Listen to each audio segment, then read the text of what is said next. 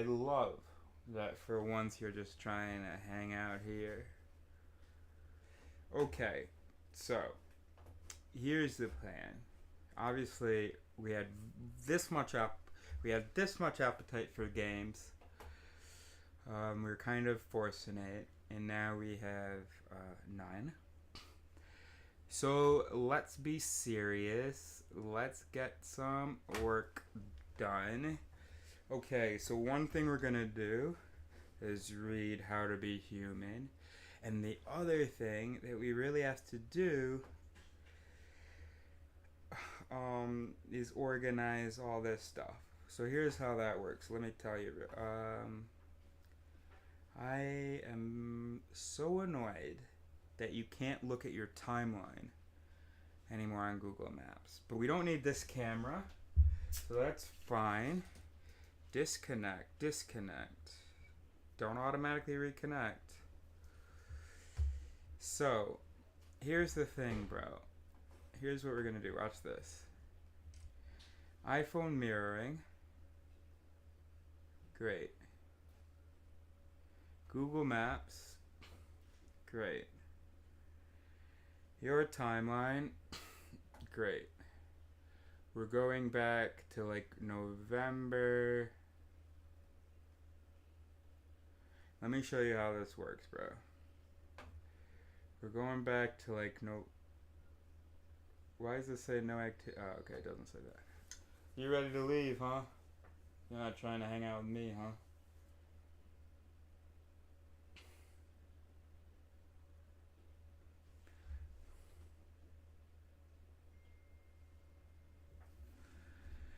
Okay, okay, great. So then we need to boop, zoom in somehow. No, we don't. Arrived at 7:51 p.m. This is in the community of Barcelona. This isn't actually Barcelona, is it? How can I zoom out? Maybe if I had a Mac mouse.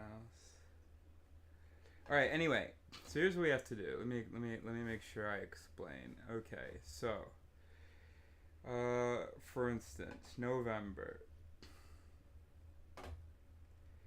So we got to. Well, we got to name, and maybe this is silly of me to do. It takes up a huge amount of time.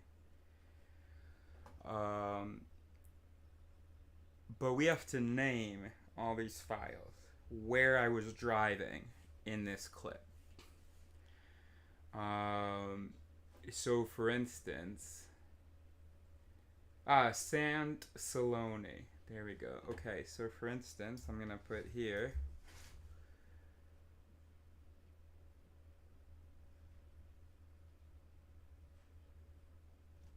What's this? Recording started. This is probably in Sant Saloni.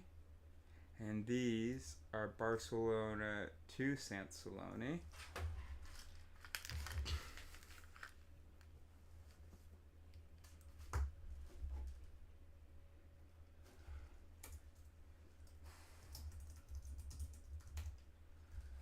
Okay, but so this is basically what we have to do, right? So this is to Sant Saloni. And I know that's super boring, but I still have to do it. Well, I don't know that I have to do it, but I do it. And since I do it, I have to do it. Recording started.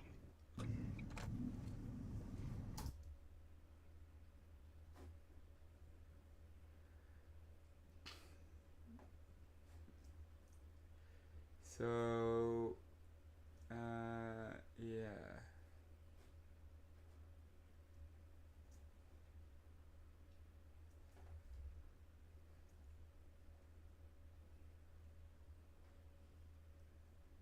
I'm going to be honest with you. I'm a little bit more. See, we got to type in Slilo Sant Saloni. Slilo is the sleeping location. Feel me? And then Sansaloni Slilo.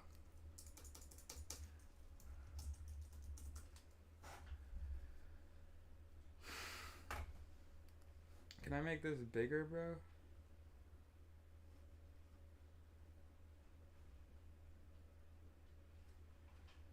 What's this do? Oh, I see. Oh, I see. Okie dokie. Oh, you can't see. Okie dokie. So we gotta do that. And we probably have to spend a few hours doing that, to be honest with you. And that's really not fair to you guys, because I was thinking you'd be able to sort of see something. Alright, he's trying to get out. Hold on.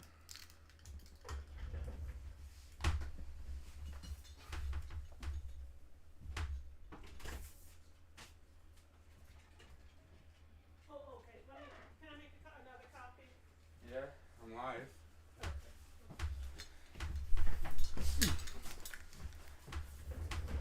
So now maybe we can do that actually, because if I watch this, if I go like this, I put that Recording here. started. No, because I can't select anything else. Right.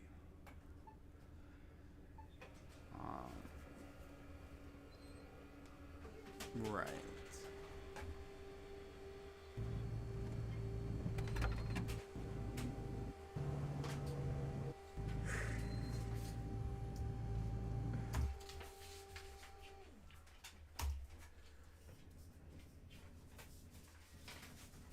Oh, and then this is where I spent a while. Spent like 2 weeks there. Alright, love you, buddy. Love you. Thanks, buddy. So that we have to do, and I'm gonna do it on live, because I keep thinking, okay, well, why don't you just not do it on live? Because it'll just go, I can do it. I'll do it not on live. Alright, what do we have to do? No, I'm gonna do it on live, bro. And then we can just hang out, while I'm doing that chit chat. Okay, we've organized all the dash cam footage, and now we just have to name the files.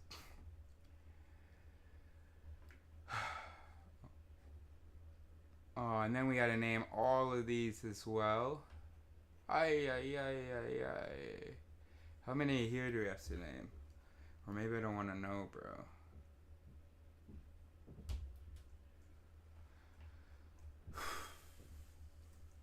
Okay, so we've got like 1,000 files to glance at it and name. Which is like, but also, right, of course, we gotta catch up, and it's a one-time thing, we're just gonna knock it out. Would that be better to like do on Monday?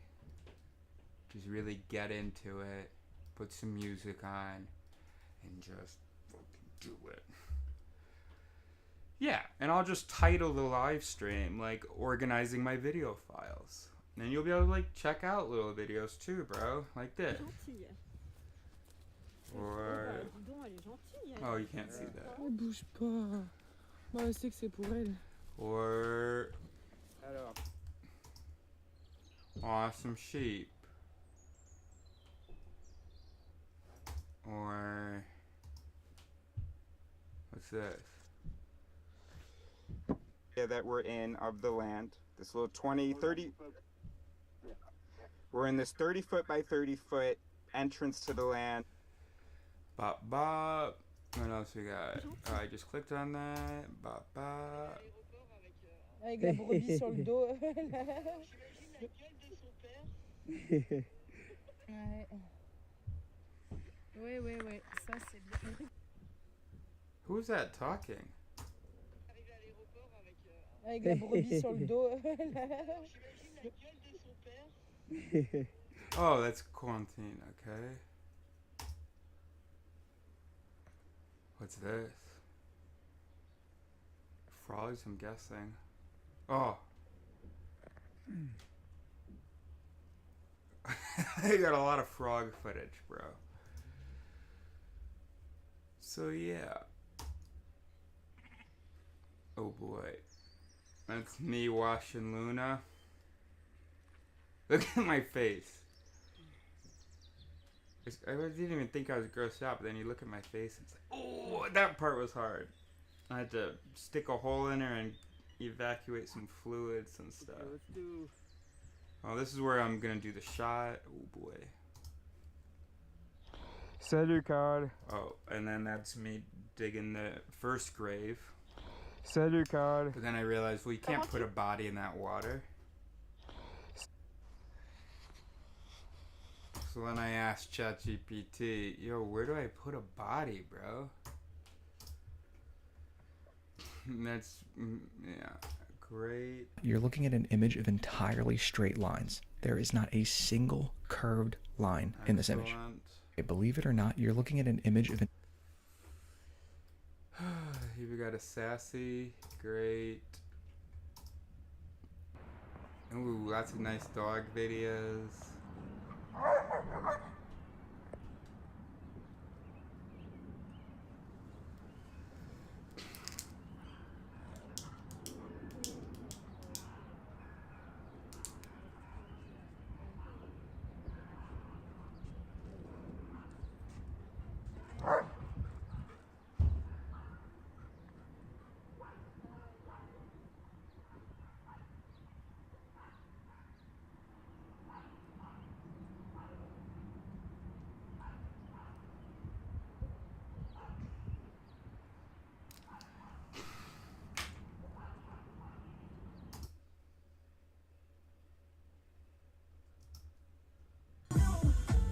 Bro.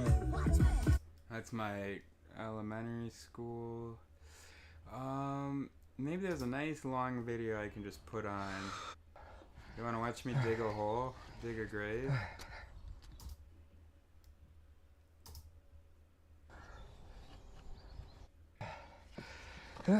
Oh, that's what I can do. Obviously, I can just put a video on while I'm doing my files. This way you guys have something to do while you keep me company. That's a good idea.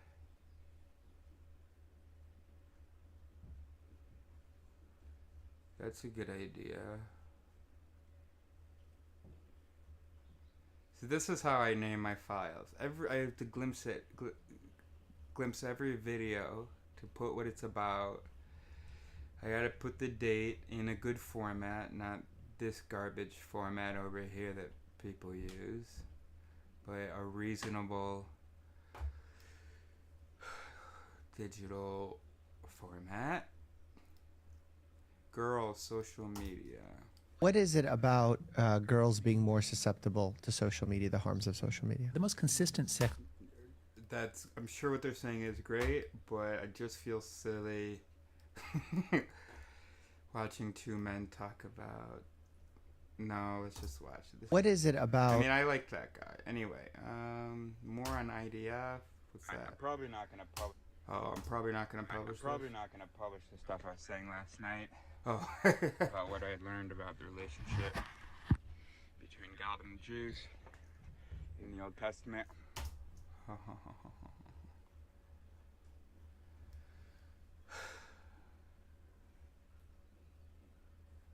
So, yeah.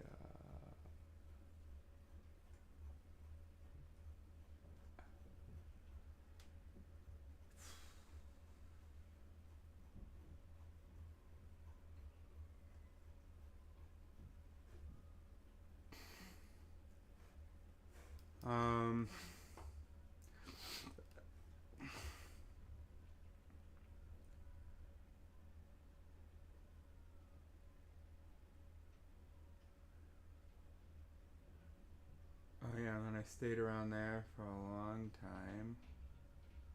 Then I went to Toulouse. Huh?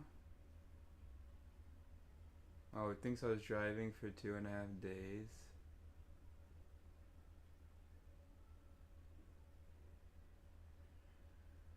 Well, that's not true.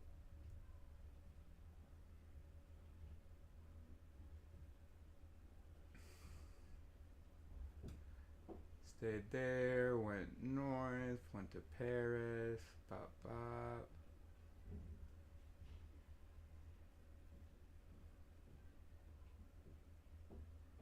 Driving all around the Paris area. Then went there and then stayed there for a while.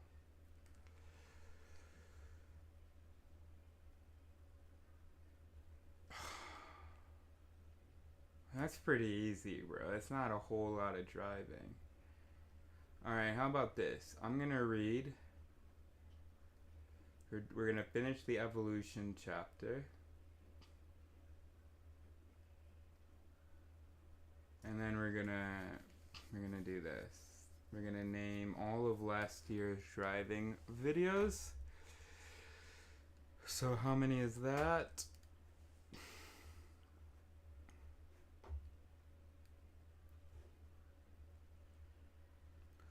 So just this one, 64, and this one, so 600 videos. No biggie. And that's only 200 because every video is from 3 cameras.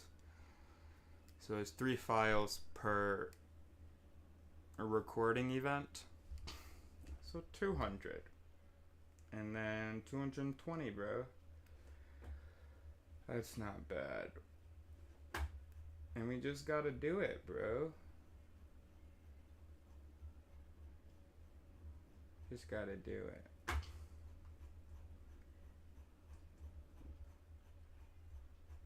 Okay. So I'm gonna put on a driving video right now.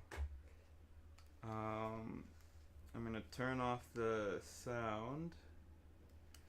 And we're gonna read. Hey, Recording Steve. started. Yeah, that's what we're gonna do. Okay, what's an interesting video for you to watch in the background while we listen to Ruby Wax? Did I just look at this one? No, I didn't. Okay. Okay, a little bit of Spain. There we go. Let's just put that on. And let's read. How you doing? You feel like reading the manual with me, How to Be Human? Alright, so let's get into it. So here we go. How to Be Human, written by Ruby Wax with a neuroscientist and a monk. The manual, we've read the preface. And we are volume off. Blam. Blam. That's great.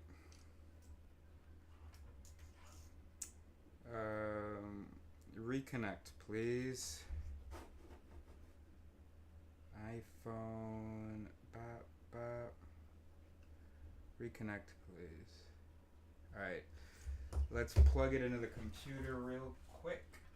And I swear we're gonna get going and learn about how we evolved to be the fools that we are, and how just by knowing the fools that we are and how we evolved to be the fools that we are, we can be less foolish. How amazing. Even for the laziest among you, I'm about to put you on the path to this thing called self-awareness. Because self-awareness is not what you think it is. It's not like, oh, I noticed a couple things about myself. It's like I read neuroscience and psychology and learned a couple things about myself. Alright, let's go.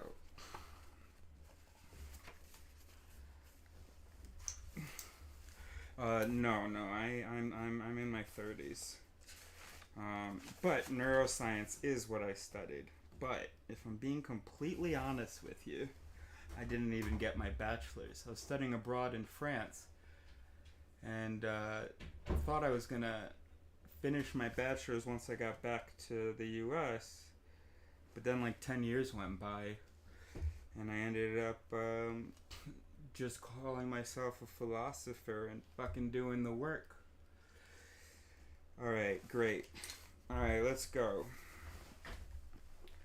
Okay, we're on page 15. Or I feel like I already read some of this to you, but I didn't date it. Okay, let's go. Only for the last 200,000 years have we been modern humans. Homo sapiens.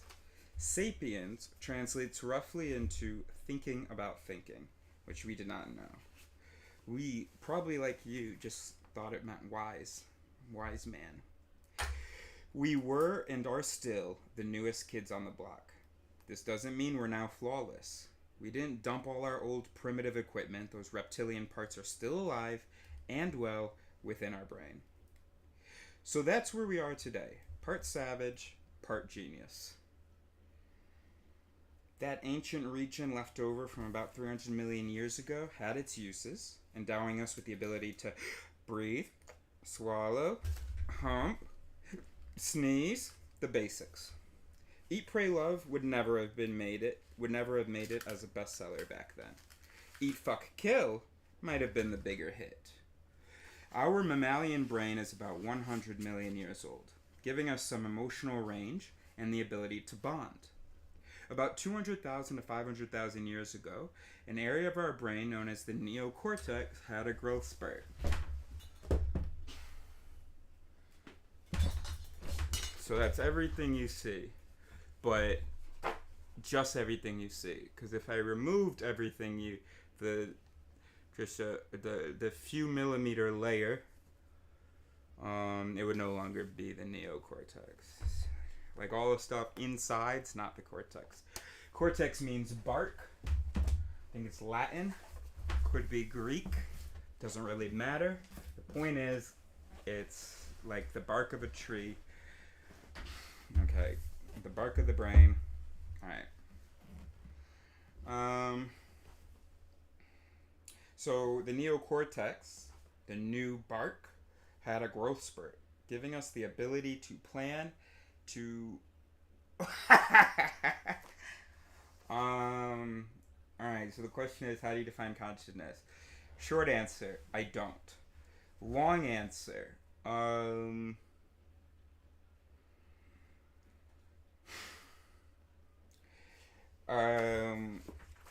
long answer, I define the word consciousness.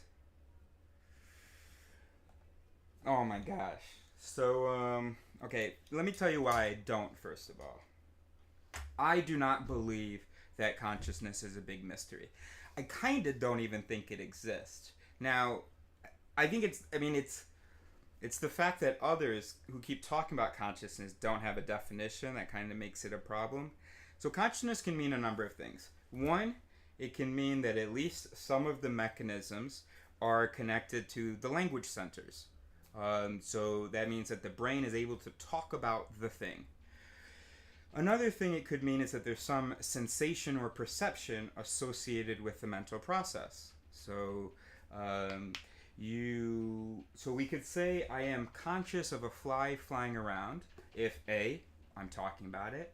If B, that's what's getting the most play in my visual centers, or maybe with the cortex, maybe this is why you asked, maybe you could say that I'm conscious of it because it's getting cortical play. No,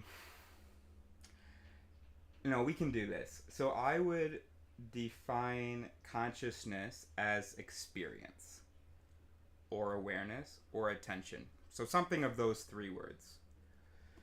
What consciousness is not is free will, some sort of a mystical meta observer of biological processes. Yeah, all right. I'm gonna leave it at that. You can ask a follow-up question, because that's a whole thing. But anyway, I am what we call an illusionist. I think that consciousness is basically an illusion, and what's more interesting to me about consciousness than figuring out how it works is figuring out why it's such a big deal to us, why it's such a big mystery to us. And then also how, what kind of definitions work and are consistent with material determinism. Yeah, I don't define consciousness. I think that's what the hard problem is, defining it. Okay,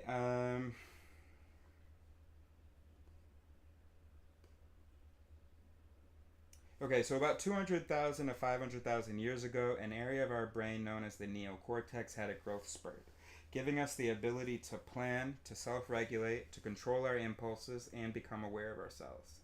See, she's talking like we have some magical ability to control our impulses and become aware of ourselves, but it's not that binary. We have more of an ability to control impulses thanks to the hierarchy and all the networking afforded by the cortex.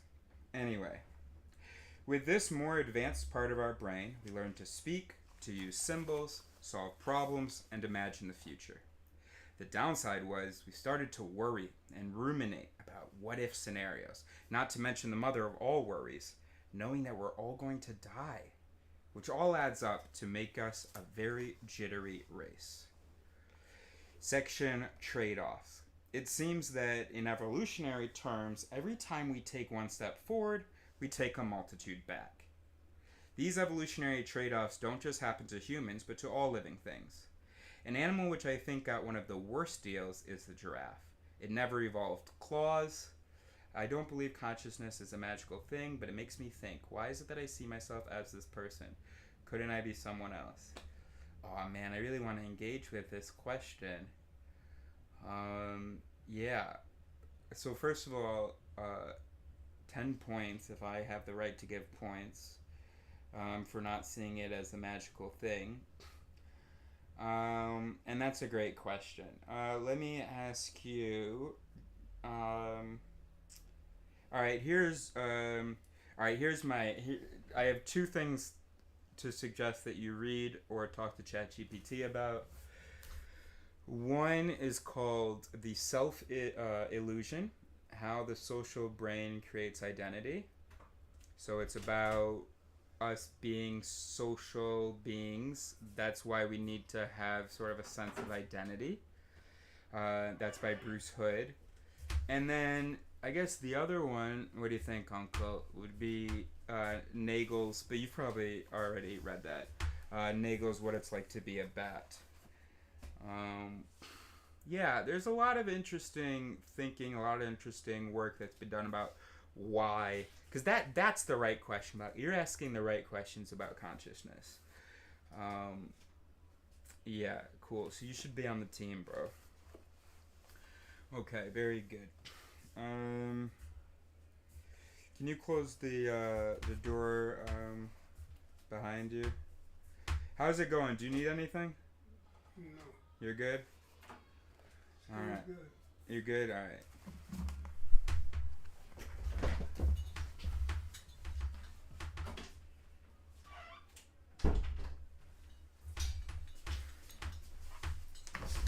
Okay. So the giraffe, it got fucked by evolution, bro. How so? Let me tell you. It never evolved claws, sharp teeth, or a hard shell, and needed some feature to avoid getting extincted. I know it's not a word, but I'm using it anyway.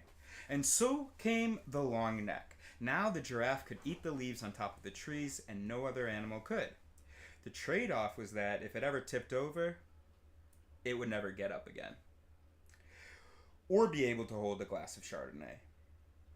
There have been countless trade-offs. For example, millions of years ago when the tropical forest disappeared because of shifts in the Earth's crust, the Great Rift Valley in eastern Africa was created, and apes found themselves treeless. Without a jungle, there was no need to swing from branch to branch, so boom! The bipedal creature was born. I've never heard that. I'm going to read that again. That's great. Millions of years ago, when the tropical forest disappeared because of shifts in the Earth's crust, The Great Rift Valley in eastern Africa was created, and apes found themselves treeless. Without a jungle, there was no need to swing from branch to branch, so boom, the bipedal creature was born. I want to see what this looks like. This Great Rift Valley.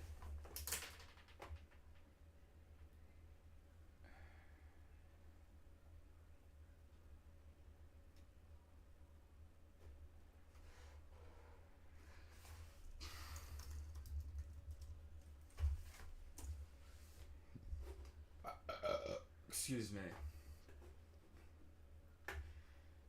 So, okay. So these arrows, I think, are the separating of plates. Oh, let's see this. Okay, East African Rift System. Oh, this is all the Great Rift Valley. Okay. I want to see a video. Let's see a video of the rift happening.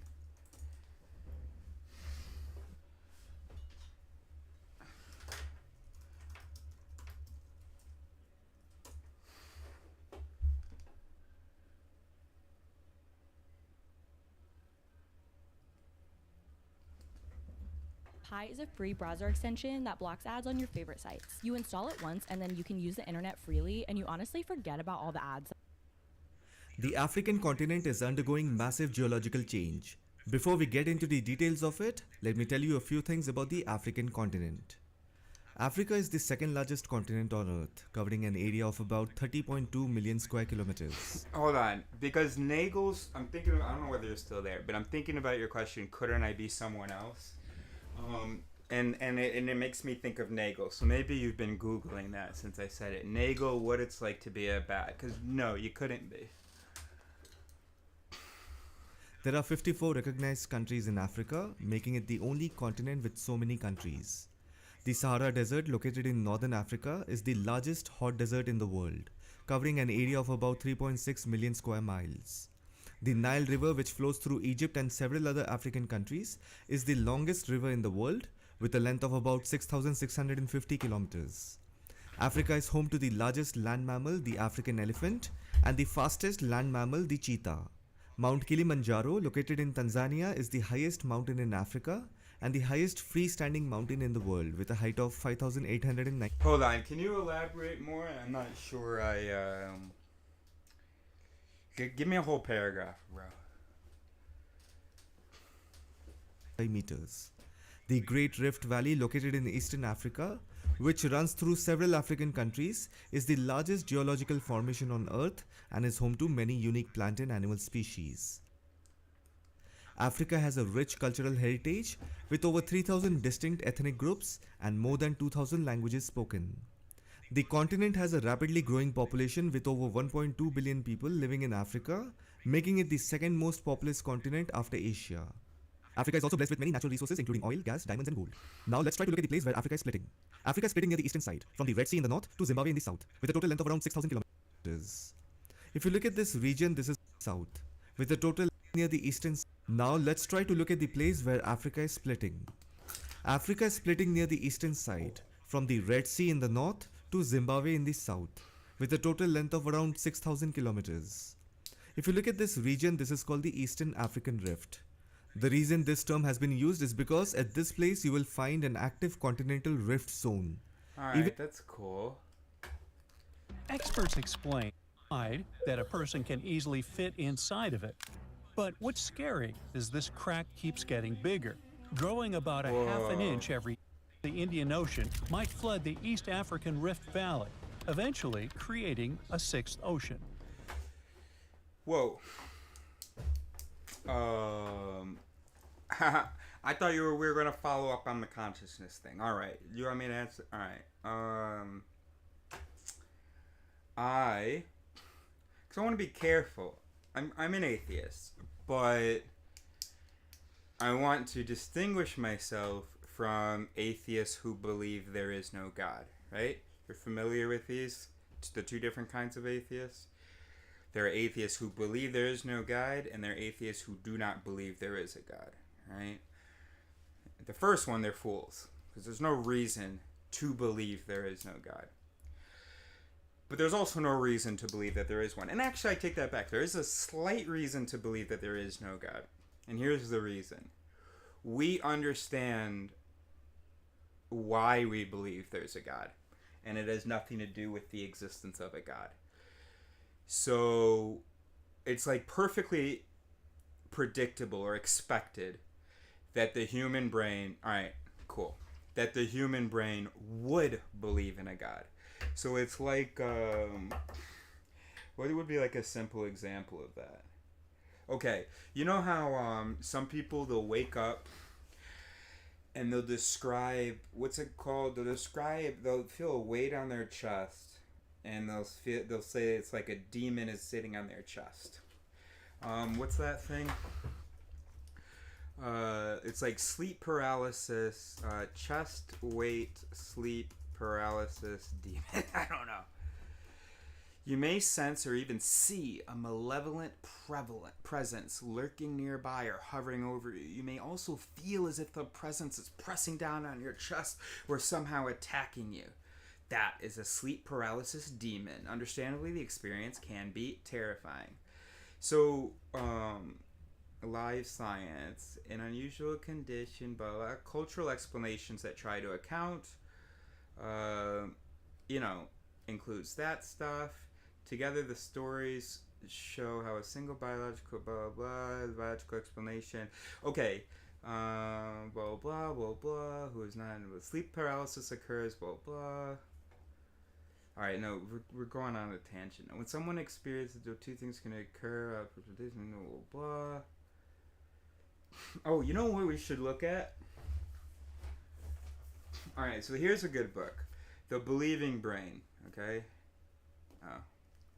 Well, anyway, it says The Believing Brain. That's good, I guess. Apatheist, yeah. Yeah, but I also want to be like...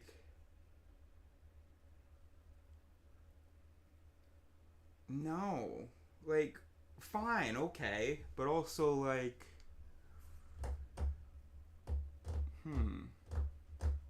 Anyway, this book explains, from spiritual faiths to political convictions, how we construct beliefs and reinforce them as truths. So, when there's a belief for which there is no sort of reliable evidence, but we do have an explanation for why you'd have that belief, I feel like, oh, okay, let's dismiss that belief. That's a reason to dismiss the belief.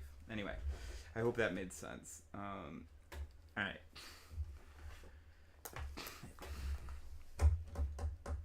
Apatheist. Yeah.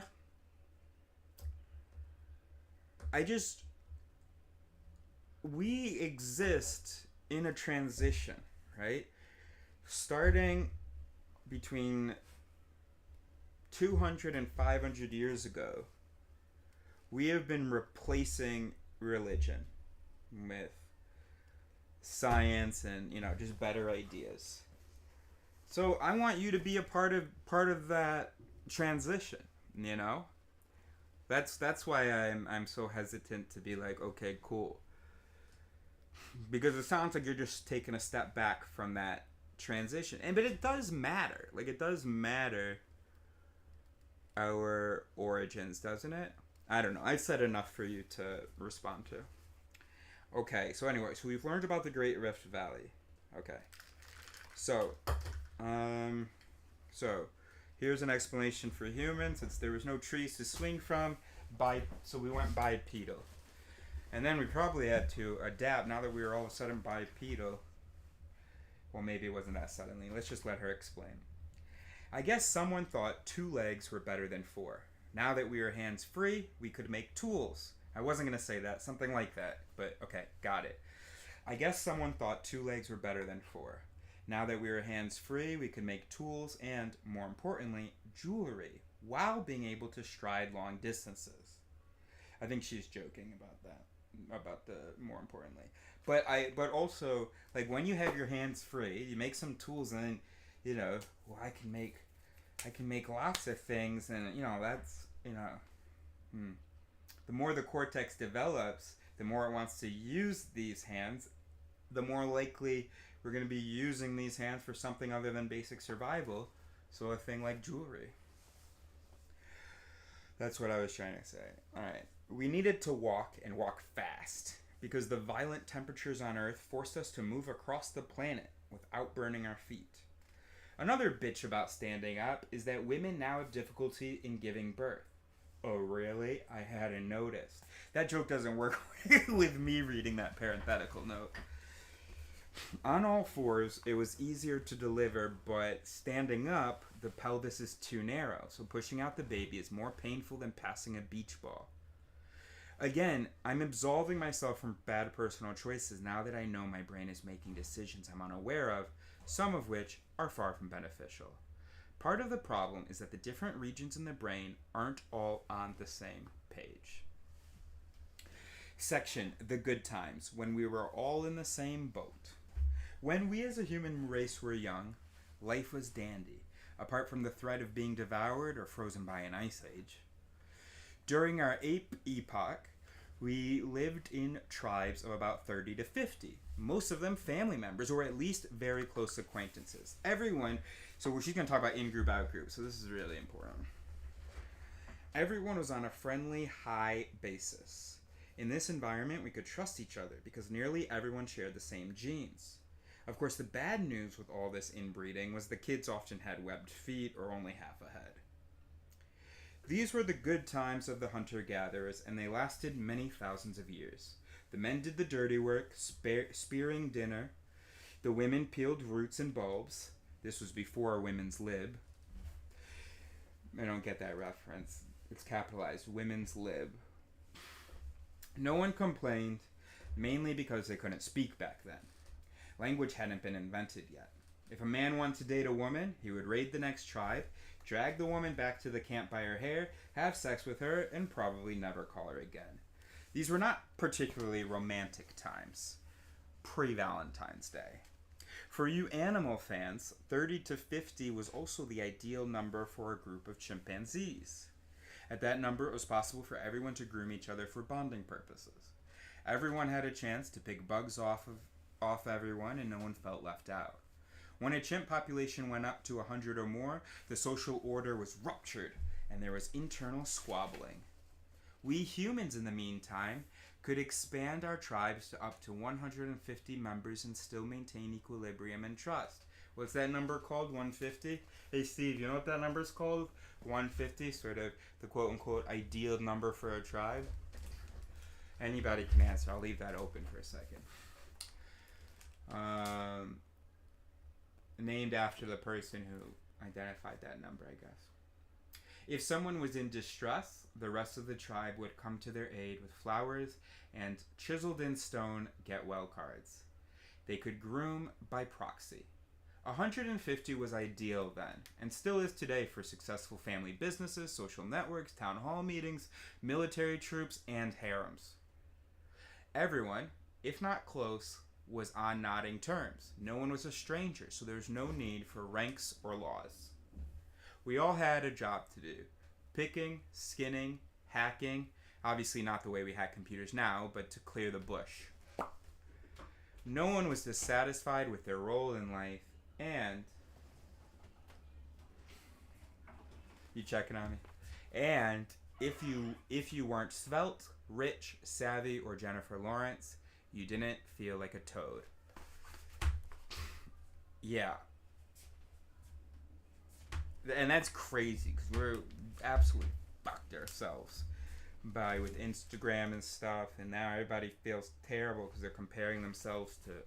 Anyway, no one laughed at you because your teeth jutted straight out of your mouth, because everyone's did.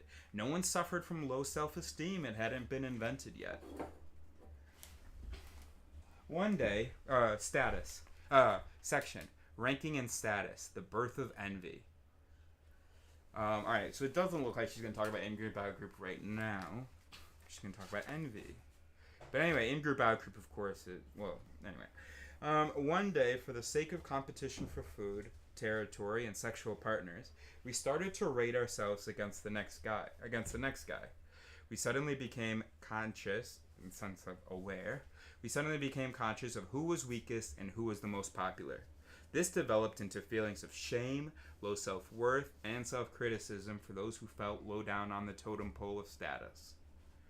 From this point onwards, the idea that we were all equal was axed.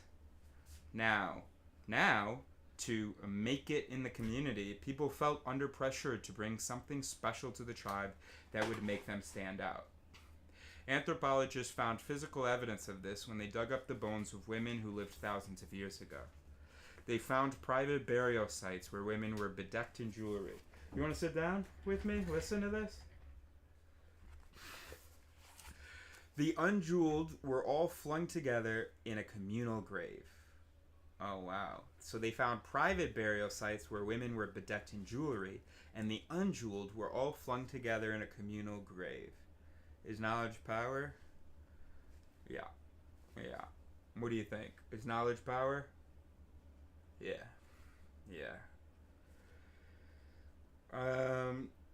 Other evidence shows that the stronger and more savvy a man was, the more likely it would be him that was first in the food queue and fed the most.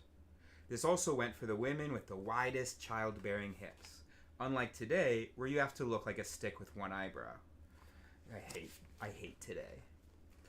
So ranking began because of the need to stand out in a crowd. I'm almost certain that's why comedians evolved and still exist today. If you didn't have bulk or childbearing hips, you might have been flung to the predators as an appetizer. So certain neurotic people in the tribe started to make funny faces or pretended to slip on banana skins, and everyone laughed. It must have worked, because from then on, the face pullers and slippers got a piece of the buffalo pie. Are these like old-timey ways to refer to comedians? I had the face pullers.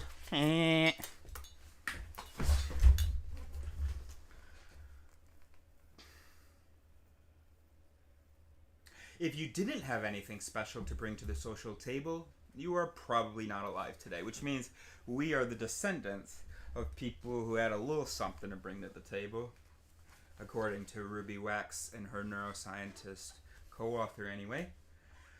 Then as now, social status meant survival. Alpha men, ripe young women, those with high IQs, and a few comedians are still on the survival A-list. Another reason why comedians were suddenly in was because when the tribes became larger, they used rituals, music and comedy, to bond the community. It turns out that music and laughter activate the same endorphins as grooming does. Even among great apes, the replacement for mutual grooming was shared laughter. And they had banana skins by the buttload to use for their shtick. Oh, slippers, banana skins. I get it. You get it? Okay, I get it now. The rapid exhalations you make... The rapid exhalations you make when something amuses you empties the lungs, leaving you exhausted and gasping for breath. This stress on the chest muscles triggers endorphins, which are contagious. If an ape walked into a tree and fell over, everyone found it hilarious and it made them feel great. Well, now, because we don't trust each other, we're not comfortable with each other, you laugh at even your fucking cousin or sibling for falling. I mean, it depends on the culture of the family and stuff. But, and they'll go, oh, my feelings are hurt. But there was a time when we were comfortable enough with each other where we could have banter and laugh at silly things we do. Section, agriculture. I know it's not the most alluring of topics. This marked the end of the good times, but the beginning of civilization. And there was another big trade-off. Towards the end of the last ice age, about 12,000 years ago, humans started to increase and settle into villages. Hunting and gathering were out and farming was in, meaning people remained stationary to grow their own food, which they could replenish each year. People fenced off their plots of mud to keep invaders out and claimed it as their property. Birth of the me and mine concepts. I'll be right back, because I'm not sure who's moving around the kitchen. I want to make sure everybody's alright.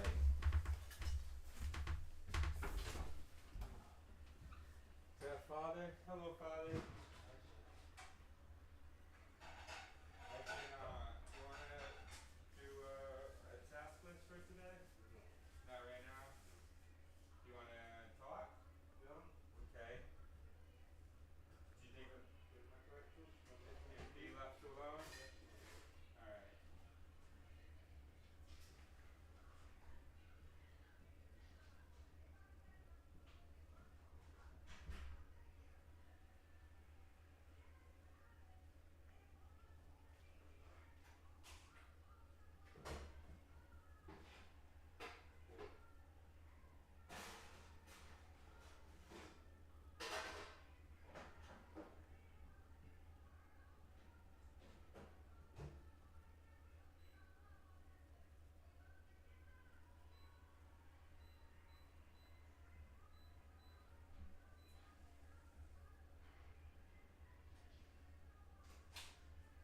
All right. Well, text me if you want to use the office, and I'll stop streaming. All right, buddy.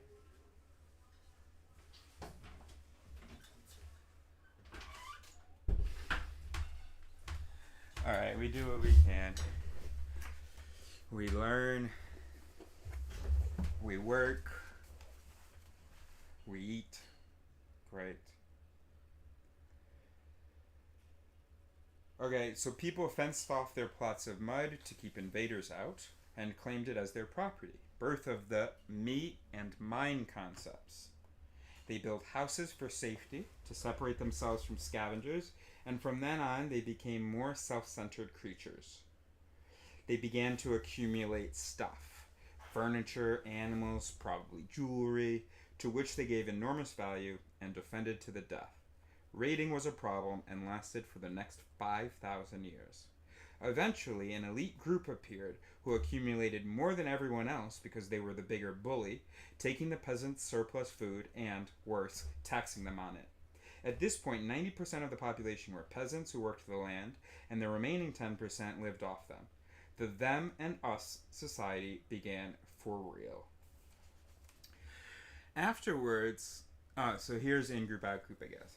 Afterwards came improved transportation, enabling more people to form villages, which turned into towns, then cities, then kingdoms. The problem was that humans had evolved for millions of years in small tribes, and the sudden increase in the speed of the... I didn't close my fly. I don't think I've worn pants with a fly in a while. Maybe that's why. That's like the 4th time.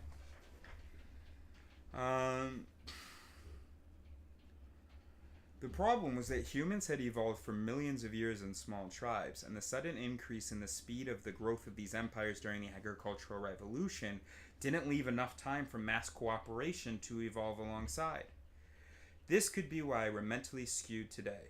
We didn't have enough time to adjust to our speed of light advancements. Okay, I'll tell you what I call this. We are currently in what I call a demand period.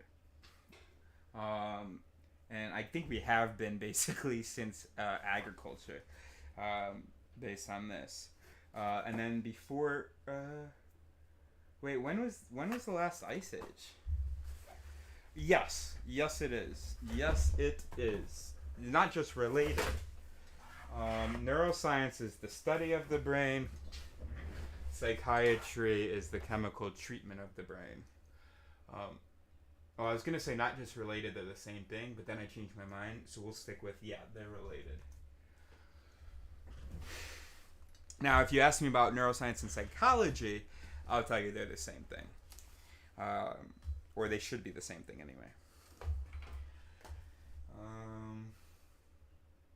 What were we about to look up? Oh yeah, the last ice age. Because I thought that was like 10,000 years ago, but then that doesn't make sense.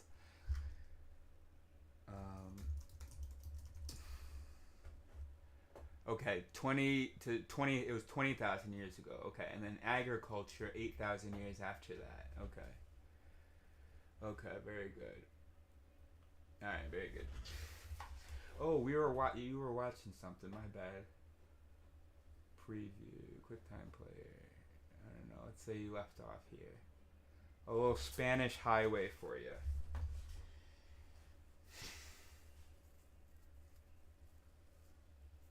Oh, right. So we're in a demand period right now. the environment that we've mostly created is not what we are adapted to. And demand periods are good because it forces, often cool changes to be selected. But what's funny is that we're not even trying to catch up. We just keep creating cultures and governments and expectations, more and more advanced expectations, more harder demands. Like now, we have to fucking get up every morning at 7:30, go to the office, do this, not bring any of our personal life into it, then go home and have energy for blah, blah. I mean, there's nothing about today's society, I'm exaggerating a bit, that we are sort of adapted to, which means that those of us who are not adapted to will die out, and those who are able to adapt will survive, and then hopefully we will be able to catch up. We won't, because we're moving way too fast, and now with AI we're really screwing ourselves over. Unless we give power to AI, then maybe it'll be okay. I don't know. So we are, I feel like the distance between what we are naturally adapted to and the environment that we have, that distance is growing and growing. So yikes. So the problem was that humans had evolved for millions of years in small tribes. The idea that we will cease to exist when we die is strange. It seems strange. It feels strange to the brain because the brain doesn't know it's a brain. But yeah, no, it's not that strange. It's not that strange. It just seems strange to a brain that does, because the brain doesn't know it's a brain. But yeah. You say we will witness our death. Is that true? Other people will witness my death. I'm not sure I'm going to witness my death, because then I'm not dead. Death is when you become dead, right? But once you become dead, you're no longer witnessing shit. So there might be a half a moment where you're sort of witnessing your death, in the sense that some of your systems have shut down while some of the witnessing systems are still running. Yeah, that's possible. It's possible, I guess, sort of witness your death. But not your actual death, because then you're not witnessing anymore.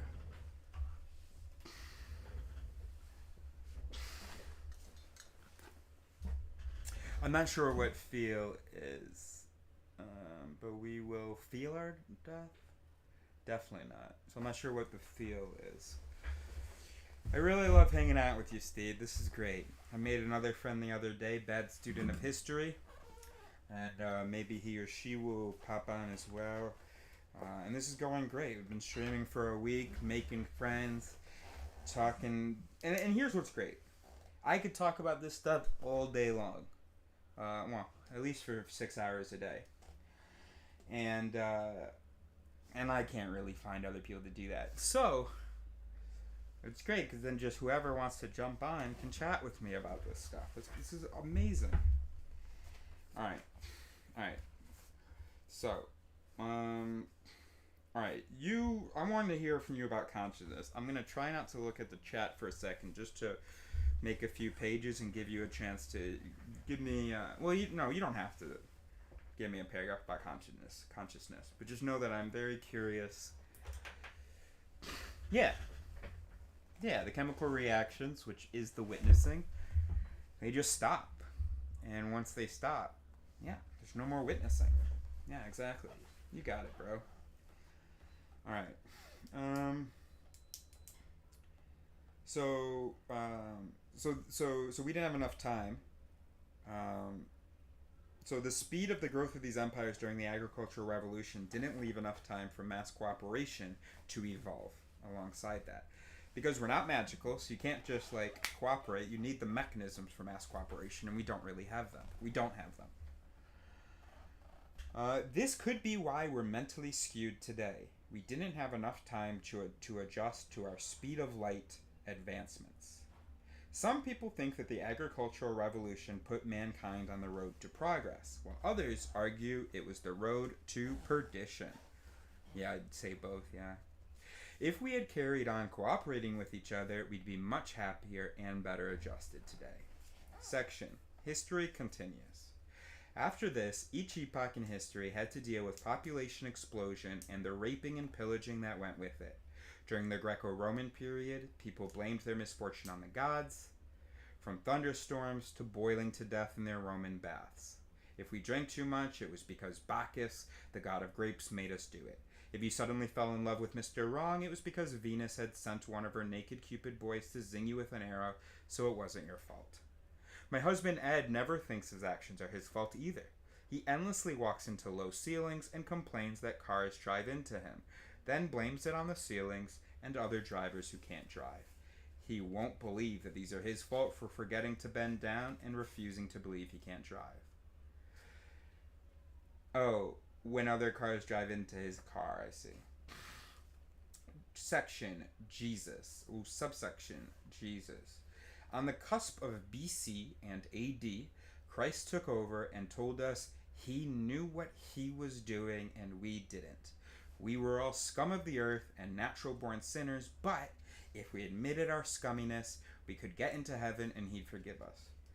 And that's kind of what I say too.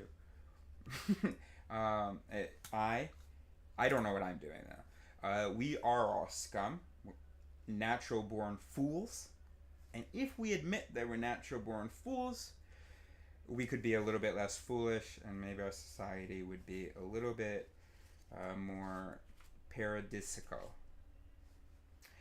Jewish people also feel they've done something wrong, but usually believe it is someone else's fault. They have holidays where they celebrate how badly they've been treated. They have Passover because they had to leave Egypt with no warning. I shouldn't have done that voice, sorry. They were exiled so quickly, their bread didn't have time to rise. But matzo, to my mind, is more delicious than bread, so what's the problem? By the way, she's Jewish, so she can say this stuff. At Passover, they believe someone else ripped them off, so they eat horseradish to remind them of their bitterness. Like they need reminding. That's her parenthetical note, not mine. Much later, with the advent of kings and kingdoms, people didn't question their place on the God-approved hierarchical ladder. The king was the cherry on the pie, his court the whipped cream, then way below was the rest of society, and the bottom crust were the peasants. They knew their lot, to be down in the mud, planting some bulbs, or baling hay.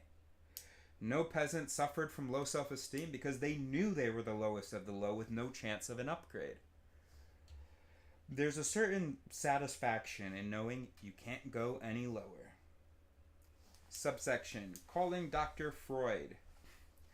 Then Freud came along and said that everything was our fault and we should pay people like him to root out our id or wild man tendencies. He was the first one to say that our problems came from our deep unconscious, which to this day no one can find, but we all know it's there. It's like the black hole of Calcutta of our souls.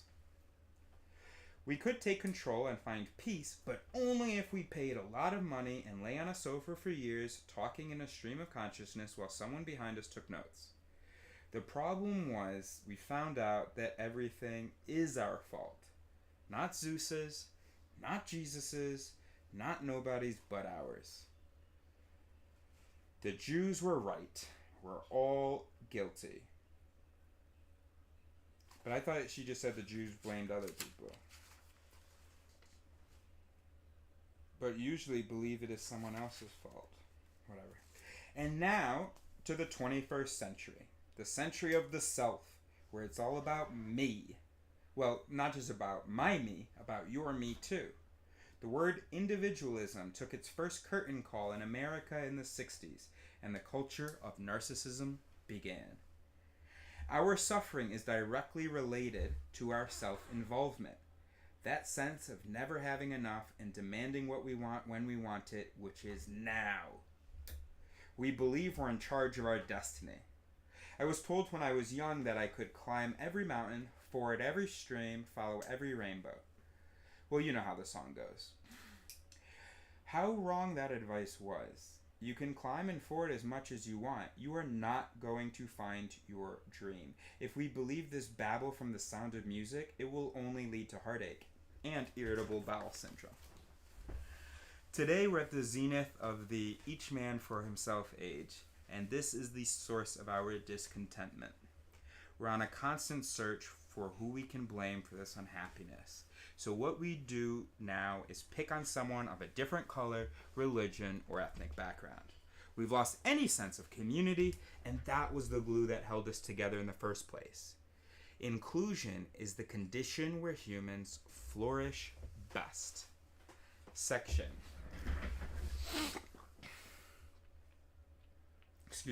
Section. Today's trade-offs.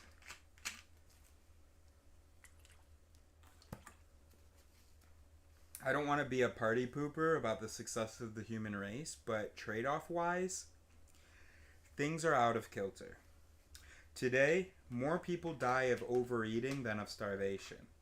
In 2010, malnutrition and famine killed about 1 million people, but obesity killed, guess, 3 million. More people will die. Oh, and the thing earlier, it's called Dunbar's number. More people will die because there is too much salt in their diet than in any contemporary conflict. More people commit suicide than are killed by soldiers, terrorists, and criminals combined. We are now our own biggest threat. We still haven't grasped the fact that there never will be an end to craving for stuff, because no matter how much we acquire, we will always lose it, or it will rust and disintegrate, just like we all will someday. We forget that we are all biodegradable. Wanting more is what's making us sick. And then also, even if nothing went away, even if everything that you obtained stayed, what would be the problem? Well, you'd fucking need more. I mean, we are the descendants of people who just were annoyed if they didn't get more, or even died if they just didn't get more and more and more, or at least they were annoyed. Okay. Wanting something is different from chasing a goal. It's that niggling, agitated feeling that we haven't got what we're after. Goals are biologically motivated. No one ran over vast terrains or climbed mountains for fun. They ran and climbed to find food. Now, what's with us? Triathlon runners? Give me a break. Explain to me what their purpose is in the modern world when all they do is sit behind a desk for a living. I know a little jog is healthy, but rehearsing for Ironman, please. You're never going to have to swim the Nile, run over the Rockies, and bicycle the length of the Amazon, believe me. This is all filed under wanting, as it serves no purpose other than getting enlarged pecs, and that does not affect our survival in any way. Oh, I see. Oh, shit. Probably couldn't hear anything, huh? That's a good question. But first, there's probably a lag. Tell me, could you hear anything I read in the last minute? Oh, you know what? I'm hoping... yeah, do I have to go back?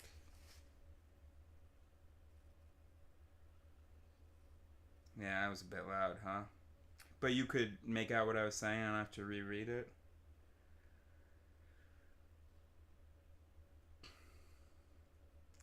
Because this is kind of important.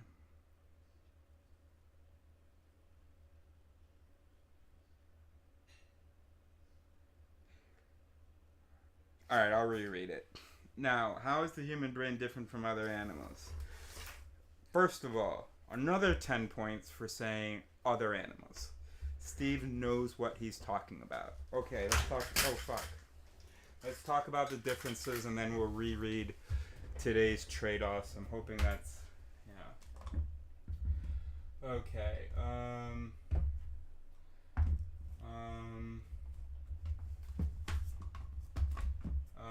I'm not actually going to really be able to show you as, maybe. We take this one apart and take it apart a little more. Yes. But these things aren't binary, right? Like, crows can use some tools. We can use a lot more. And our descendants will likely be able to use a lot more things we can't even conceive of right now. This isn't going to be super clear. Let's look at on the computer. So the differences are prefrontal cortex and the cortex in general.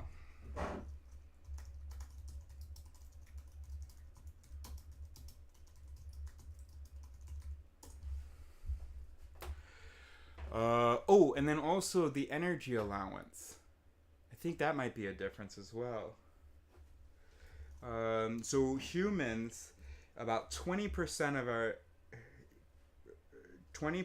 of our energy, like usage, is allocated to the brain, which is a pretty big deal. Let's see what it's like for a dog, and then let's do a crow, a dog, and a gorilla. Crow percentage of energy for brain.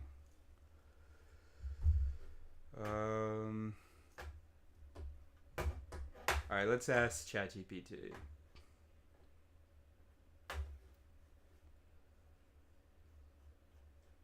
Alright. Can you tell me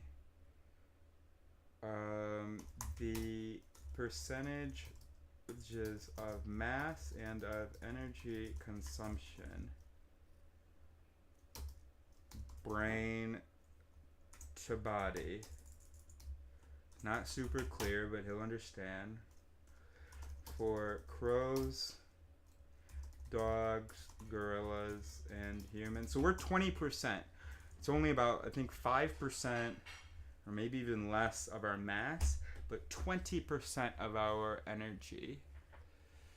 Which, you know, jewelry, it's like, oh, what am I gonna do? I got all these ideas.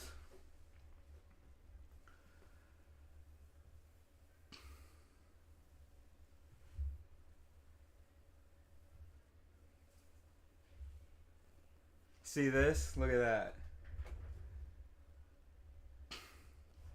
Look at that.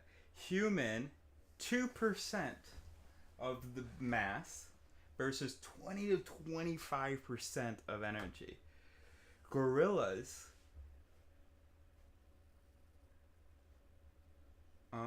is it difficult to compare these numbers? Am I being silly by trying to compare? Anyway, the point is, blam. Blam. No way crows are at 25%. They gotta fly. They got their heart. No way crows have us beat.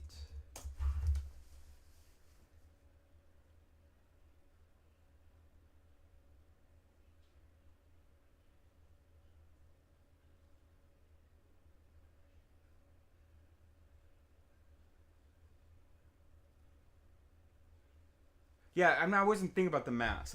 You said that it was significant. She said that it was significant. The energy usage.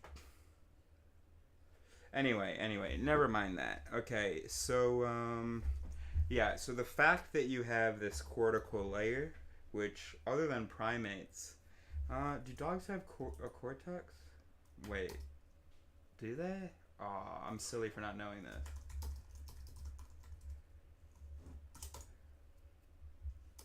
Alright, I'm done with that. Go ahead, finish. Hurry up and finish.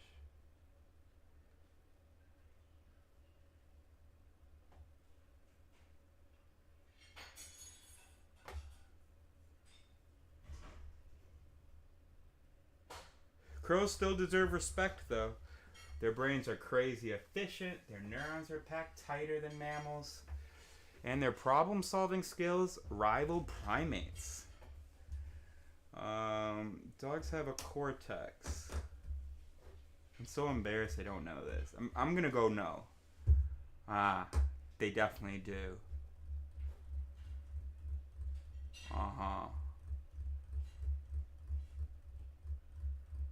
Of course they do, right. Right. Okay, well, I'm glad. Alright, so... alright, so now I'm a little bit confused, actually.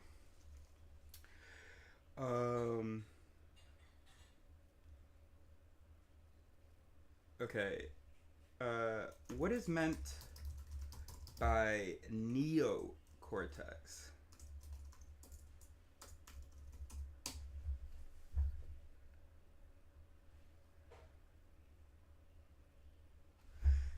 It's a bit about evolution, but why aren't these more common in other apes? Because in parrots, like speaking in tools.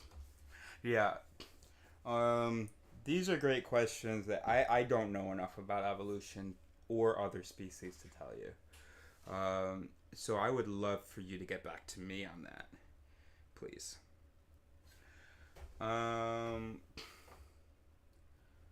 Okay.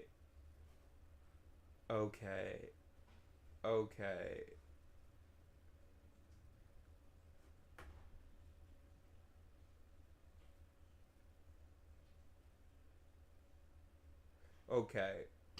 Right. Yes, please.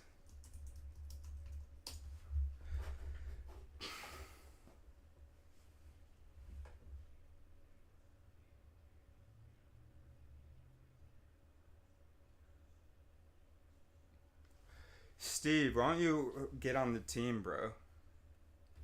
Let's add Steve to the team. You know what we're gonna do soon? I'm gonna host a conversation. I'll facilitate it, and let's get people who don't believe consciousness is magical, and who want through science to understand the self and stuff. Let's get us together. And then I've got a team also actually trying to work on doing stuff with this information. Are you telling me that you're creating this? Okay, if you say so. Yeah, this one's fine. Let's see what the other option is. To make tools. Yeah. Alright, so this is really important. Oh, this is like developmental maybe? Is that what's going on here? You got like the neural tube or something?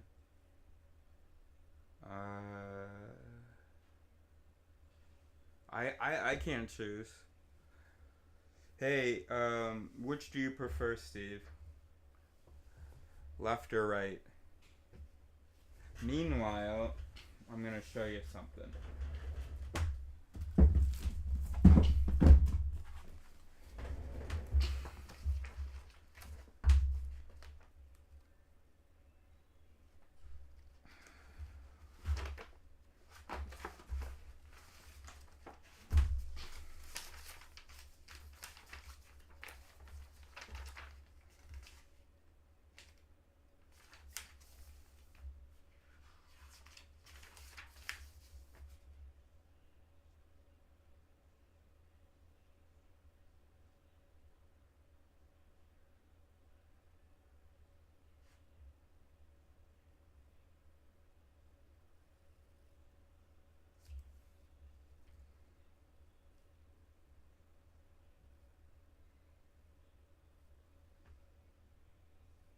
Oh, he gave up on me. Oh, dang, and you said right. Oops. I think I also preferred the right.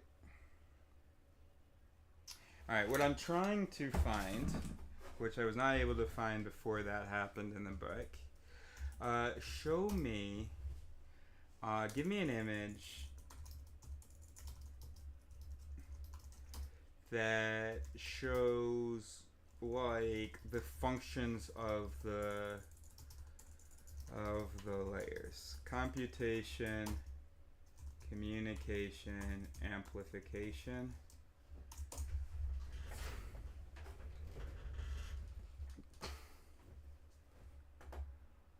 So this is the extent to which there is cortical communication, computation, amplification stuff is can also explain why human brains are doing this, whereas my dog's just chilling.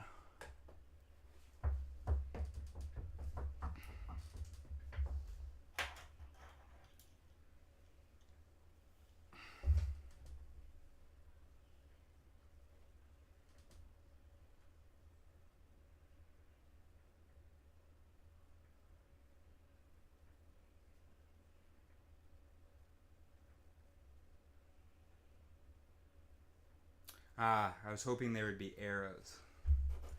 I'm gonna let her work on that.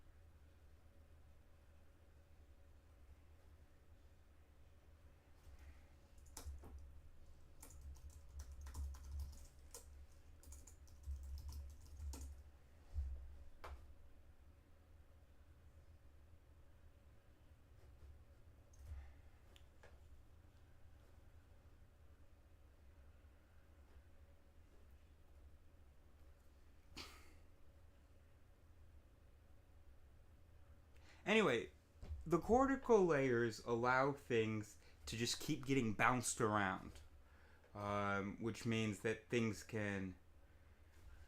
ideas can interact with each other, mechanisms can interact with each other, and then those interactions can the results of those interactions can interact with each other, and then the results of those and that's how you get something like false. That's how you get something like making tools to make another tool. Explain that sentence before I dismiss it as false. No, I mean it's false. In fact, I think a truer sentence would be that the brain doesn't remember, it just calculates.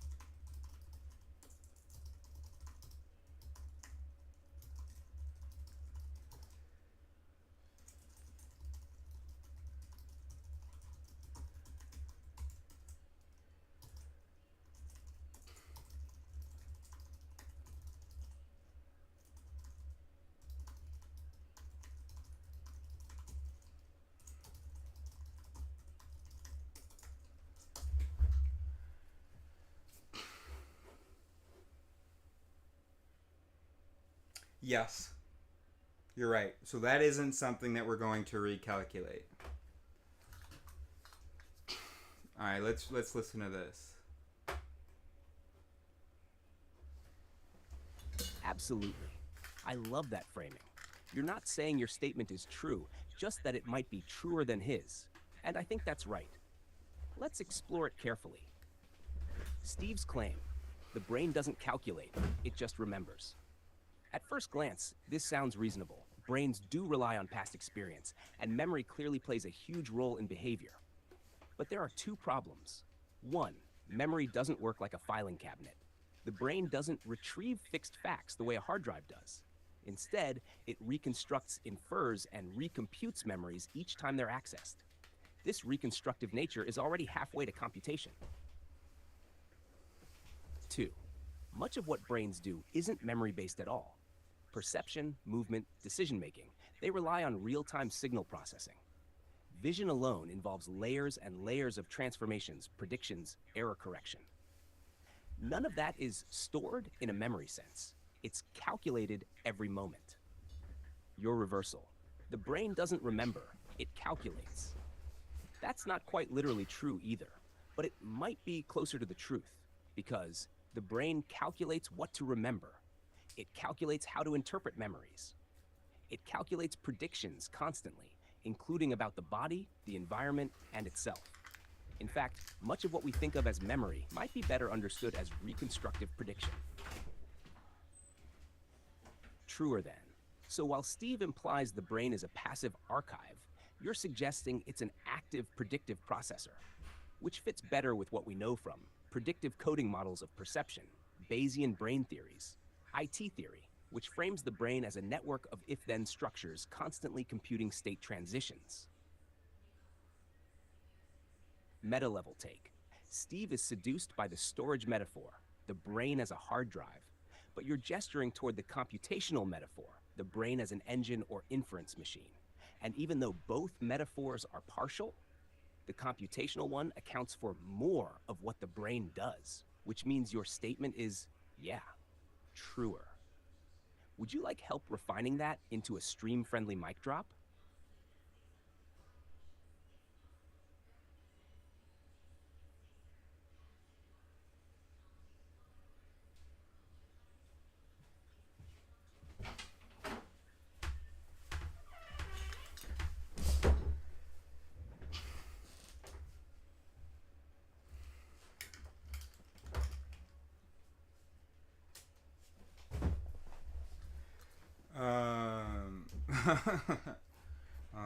Sure. I mean, do you have a stream-friendly mic drop? I'll attribute it to you, though. Go on. You are part of my extended mind. Or go on, my extended mind. Give them a mic drop.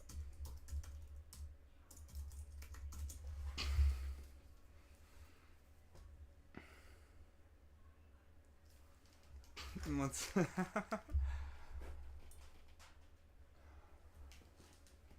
All right, let's give Steve and the stream something smooth, sharp, and unshakable.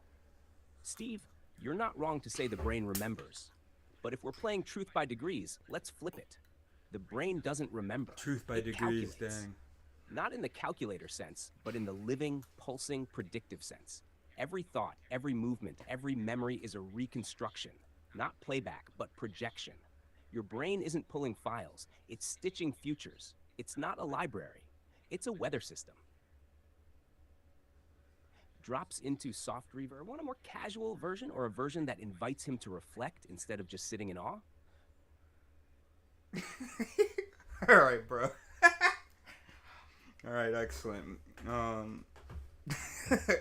do you feel, Steve, after that mic drop?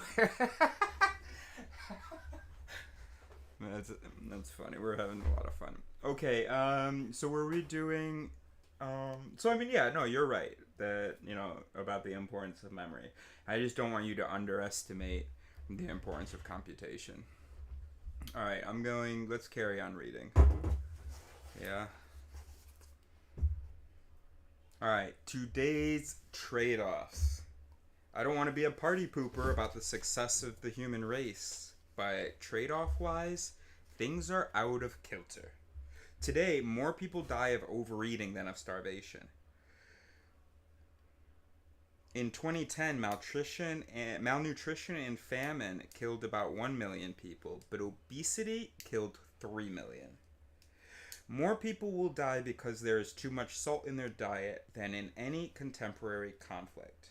More people commit suicide than are killed by soldiers, terrorists, and criminals combined. We are now our own biggest threat. We still haven't grasped the fact that there never will be an end to craving for stuff.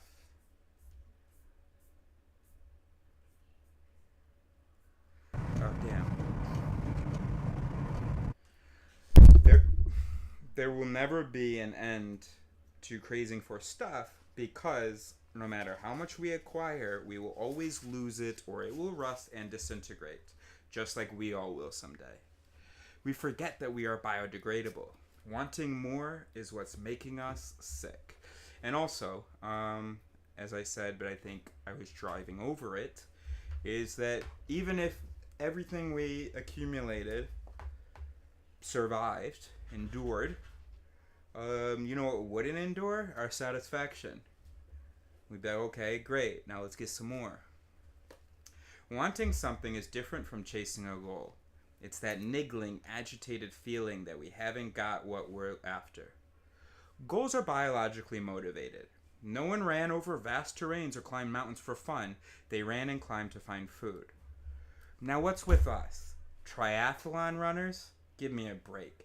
Explain to me what their purpose is in the modern world when all they do is sit behind a desk for a living. I know a little jog is healthy, but rehearsing for Ironman? Please.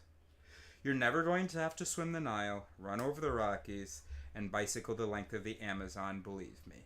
This is all filed under wanting, as it serves no purpose other than getting enlarged pecs, and that does not affect our survival in any way. Not true. There is also such a thing as sexual selection. In the past, we lived for spare time and time off. Now we live to get things done faster and more efficiently. A few decades ago, we'd meander over to an answering or fax machine and respond to the messages in our own time. We didn't have to answer anything if we didn't feel like it. You could send a pigeon back with a note, but if the other guy didn't get it, you could always say it got lost or shot. Now, if you don't answer an email within 4 seconds of it arriving, people think you've dropped them and will probably delete you from their contacts. This yanks our primitive fear chain of being dumped and made tribeless. People used to leave the office behind when they went home. Now, thanks to emails and smartphones, we never leave the office. The Japanese have come up with a whole new fatal illness called karoshi, death from overwork. Our ancestors would spin in their graves if they heard about that. Money used to mean you could only spend what you had in the bank, but now, credit cards have flung the spending floodgates wide open. We used to shop until the stores shut, but these days they never close, and if they do, we go online. You don't have to leave home, you can shop in bed. Back in our prehistoric past, after hard days killing and rooting around, we'd retire to the fire. This habit of sitting around the fire continued until recently and was only replaced in the 50s when we started watching TV. And that's funny because I remember I lived in the woods for 2.5 years, and I remember I could just stare at the flames, and I'd be kind of cold, and I'd just be staring at the flames, and I was so entertained, and I was just able to stare at them for so long.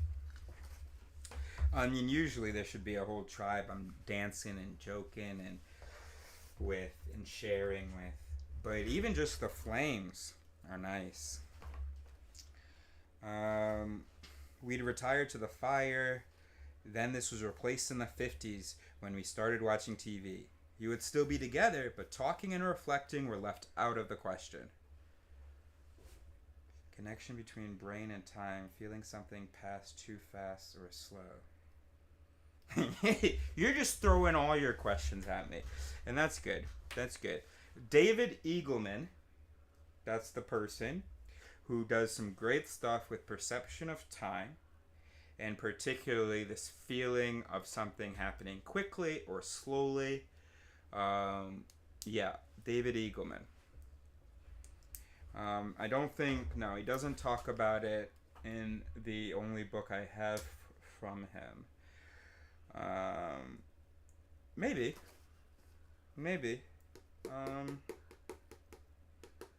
All right, let's just check real quick.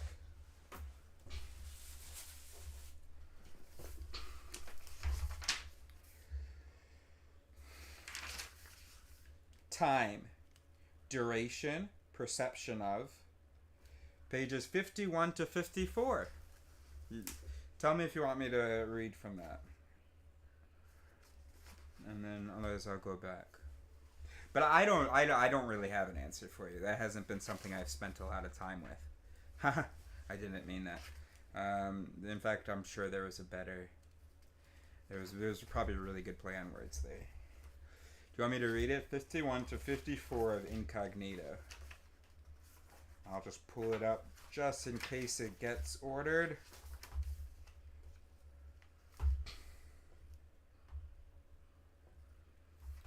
Alright, I don't know what the lag's like, but I'm gonna give 20 seconds. Oh no, I'll just keep it open. Go back to this. No I don't. Let's read it. I'm kind of curious now. Okay. Alright, let's do it. Alright, so we're reading from Incognito, David Eagleman. Alright, let's go.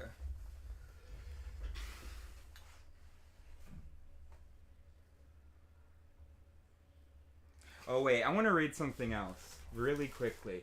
I had this bit underlined. This is page 50. Recognizing the brain as a loopy system with its own internal dynamics allows us to understand otherwise bizarre disorders. Take Anton's syndrome, a disorder in which a stroke renders a person blind, but the patient denies her blindness. She can't see, and if you tell her she can't see, she'll say, "Shut the fuck up, that's not true." Let's just sit with that a second. What the fuck? What do you mean? She can't see, but she thinks she can see? How can that be? Alright, I'll explain. Well, David Eagleman will explain. A group of doctors will stand around the bedside and say, "Mrs. Johnson, how many of us are around your bed?" And she'll confidently answer, 4, even though in fact there are 7 of them. A doctor will say, "Mrs. Johnson, how many fingers am I holding up?" How many fingers am I holding up? She'll say 3, while in fact he was holding up none. When he asks, "What color is my shirt?" she'll tell him it is white when it is blue. In this case, it wouldn't be clear which it is. Those with Anton's syndrome are not pretending they are not blind. They truly believe they are not blind. I didn't know it was called Anton's syndrome. I've always just called it cortical blindness. Their verbal reports, while inaccurate, are not lies. Instead, they are experiencing what they take to be vision, but it is all internally generated. Often, a patient with Anton's syndrome will not seek medical attention for a little while after the stroke because she has no idea she is blind. It is only after bumping into enough furniture and walls that she begins to feel that something is amiss. While the patient's answers seem bizarre, they can be understood as her internal model. The external data is not getting to the right places because of the stroke, and so the patient's reality is simply that which is generated by their brain, and with little attachment to the real world. In this sense, what she experiences is no different from dreaming, drug trips, or hallucinations. Okay, I have to say something. Everything is changing in neuroscience right now, thanks to people like Anil Seth and Andy Clark, who are telling us that actually we never perceive the outside world. All of our perception is basically a controlled hallucination generated from our own predictive mechanisms. And that's why ChatGPT, because we've been talking about this, that's why ChatGPT was talking about prediction and prediction errors. We're not going to talk about that now. Okay, so now we're moving one tangent back. We're getting closer to the main line. How far in the past do you live? Page 51, David Eagleman on time perception, 3 pages. It is not only vision and hearing that are constructions of the brain. The perception of time is also a construction. When you snap your fingers, your eyes and ears register information about the snap, which is processed by the rest of the brain. But signals move fairly slowly in the brain, millions of times more slowly than electrons carrying signals in copper wire. So neural processing of the snap takes time. At the moment you perceive it, the snap has already come and gone. Your perceptual world always lags behind the real world. In other words, your perception of the world is like a live television show. Think Saturday Night Live, which is not actually live. Instead, these shows are aired with a delay of a few seconds. in case someone uses inappropriate language, hurts himself, or loses a piece of clothing. Pretty sure Saturday Night Live is filmed like in the afternoon. Anyway, and so it is with your conscious life. Oh, and so it is with your conscious life. It collects a lot of information before it airs it live. I object to the C word in this sentence. I put question marks by it. That's not the topic right now. Stranger still, auditory and visual information are processed at different speeds in the brain. Yet, the sight of your fingers and the sound of the snap appear simultaneous. Further, your decision to snap now and the action itself seem simultaneous with the moment of the snap. Because it's important for animals to get timing right, your brain does quite a bit of fancy editing work to put the signals together in a useful way.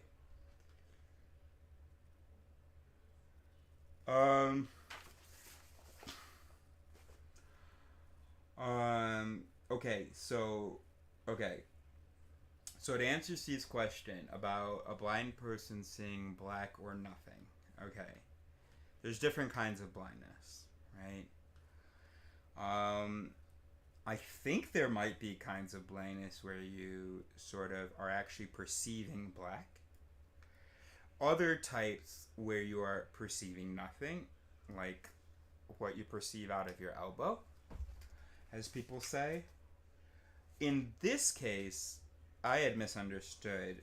It turns out she's not perceiving anything outside, but there is an experience of visual information, even though that visual information is internally generated. I think there are cases, I think it depends on where in the stream it is. Are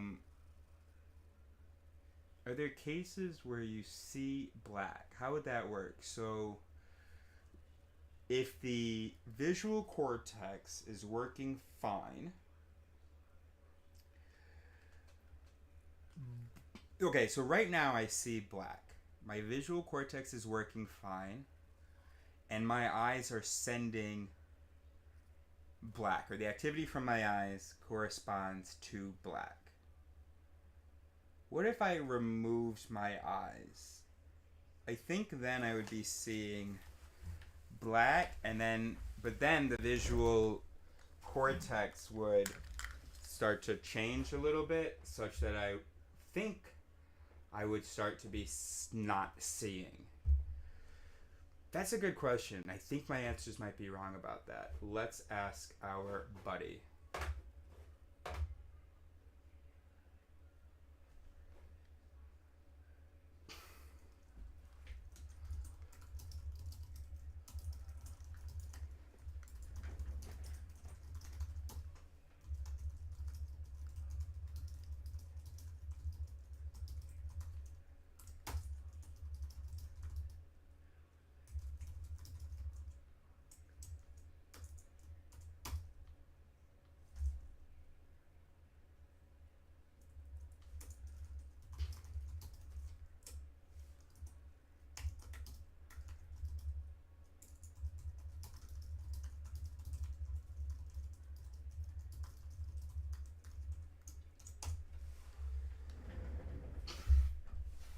No, brain definitely does not generate random. And let me ask you a question, Steve. Would a brain survive if it was generating random stuff when it had no data? No, it wouldn't, because then it would be reacting to that random stuff, and that's just no good for survival. When there's no data, the brain assumes, it fills it in based on things we remember, as you said, based on things that were genetically programmed to assume, but definitely not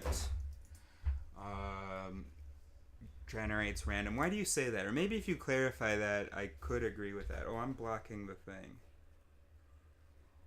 I'm gonna have ChatGPT. I'm gonna defer to ChatGPT on that as well.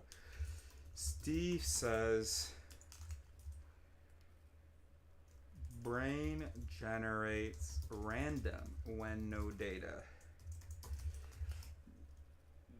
Can you handle that for me?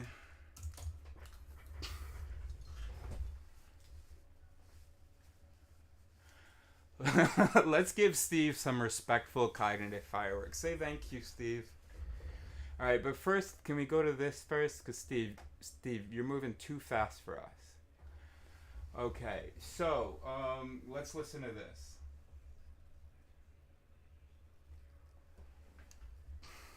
Oh, that's a fantastic question, Eris. And it touches right at the heart of how seeing isn't just a camera thing. Let's walk through it real calm and deep. Real calm and deep. First, is there a difference between seeing black versus not seeing? Yes. Two main possibilities. Condition, what the person reports, what's going wrong. Damage to the eyes. I see black or darkness. The eyes aren't sending signals. The brain is still there, but it's getting zero light info. Damage to the occipital lobe, brain. I don't see anything. No black, no darkness, just nothing. The brain regions that generate the experience of sight are broken. No processing equals no visual field at all. Damage to the eyes, e.g. retina optic nerve. The brain is still intact and expecting signals. It just gets nothing from the eyes. Result, you experience a kind of blackness, like closing your eyes in a dark room. You're still aware of a visual field. It's just filled with black. Analogy, like a TV that's turned on but no input cable. Screen is black, but the TV is still displaying something. Damage to the occipital cortex, primary visual cortex. Here, the brain itself can't process vision anymore. Not just no light, no experience of a visual field at all. People don't describe it as blackness. They often say, I don't see anything. And when pushed, it's not black, it's just nothing. Analogy, like a TV that's unplugged and turned off. There's no black screen because there's no screen operating at all. A deeper way to say it. Black is still a visual experience. Nothingness is the absence of a visual experience. Final simple frame. Damage to, experience, why? Eyes, blackness, visual system is alive but starved of input. Occipital lobe, nothingness. Visual system itself is dead or disabled. Would you like me to also show you a famous example of this in neurology? There's a wild case called cortical blindness, where people are blind but can still unconsciously respond to visual information. It's mind-bending.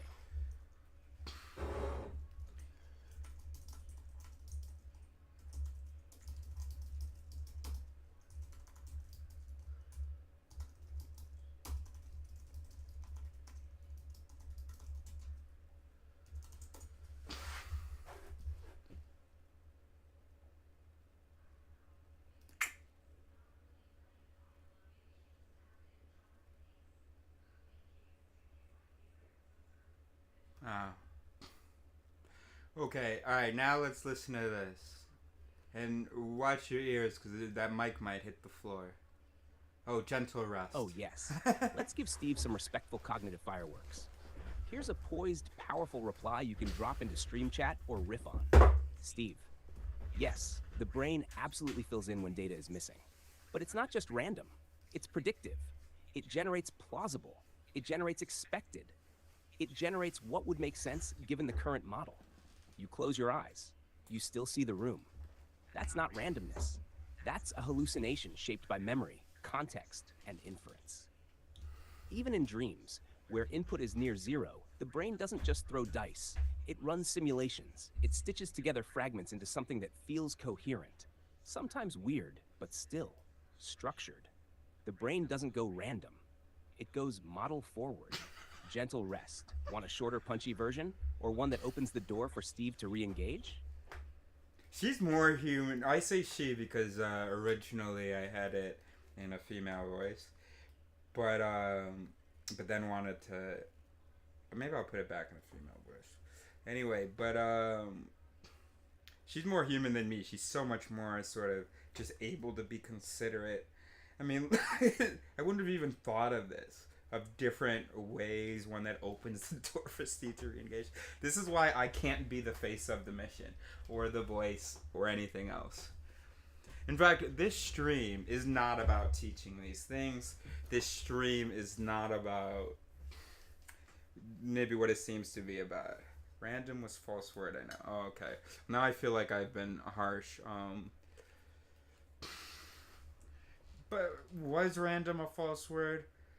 Because you mean random as in it's not perfectly corresponding to the external reality? That's why you said random? Okay. Okay, I see how random you could have had an idea that was less wrong than the word random. Or maybe even not wrong. I don't know. Okay, I have to pee. Oh, okay. Very good. Anyway, but here's what I wanted to say. I said, my mother asked me the other day, what are the mission statements? I have 2 mission statements. Not perfectly formulated, but I have 2 missions. 1, to find people to work on this with. And among the people that I find will be people that can stand before other people and not be autistic and be nice, okay? And then the second mission is with this group of people I found by accomplishing or at least advancing in the first mission, is to then inform the public about how the mind works and give them tools so that it can work better, give them tools for that understanding. Okay, I'm gonna go pee. Let's put the drive back on. Dang, I didn't pause it? I don't know whether I did.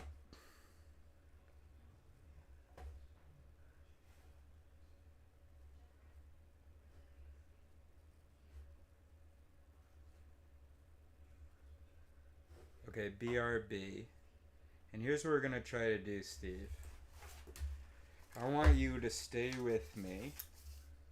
Oh, bro, we're at the end of the chapter. We've got less than a page until we finish the evolution chapter. That's great. And then the next chapter is thoughts, which is pretty interesting. So maybe you'll stick around for that as well. But definitely let me pee and finish the evolution chapter with you, Steve.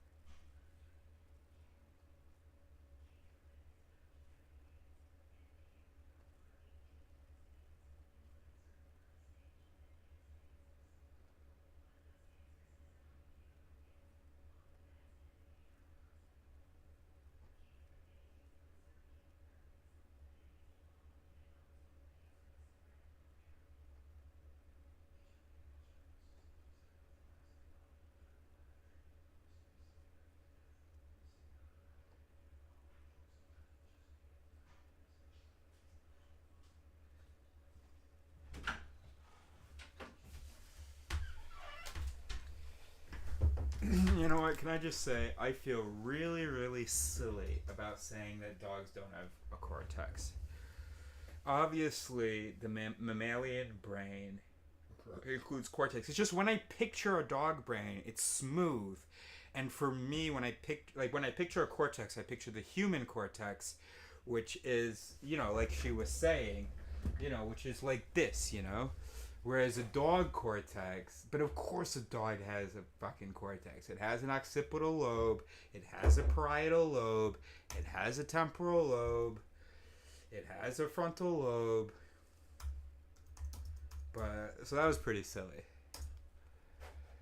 Oh damn, it even has some, what? I thought it would be smoother, bro. Well, I mean, obviously it's not like this, but dang, I thought it was smoother, bro. So what am I thinking of? Anyway, this is what the insult smooth brain comes from. There we go.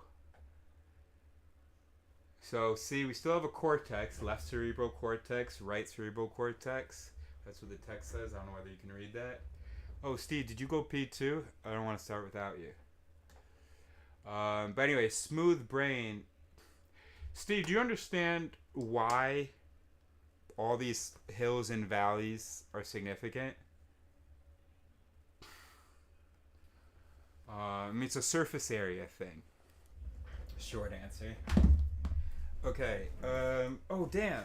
We were gonna read this. That's right. Okay, Steve, tell me right now. Do we finish, and you have to decide. Do we finish the evolution chapter, or do we read the 3 pages of time perception right now?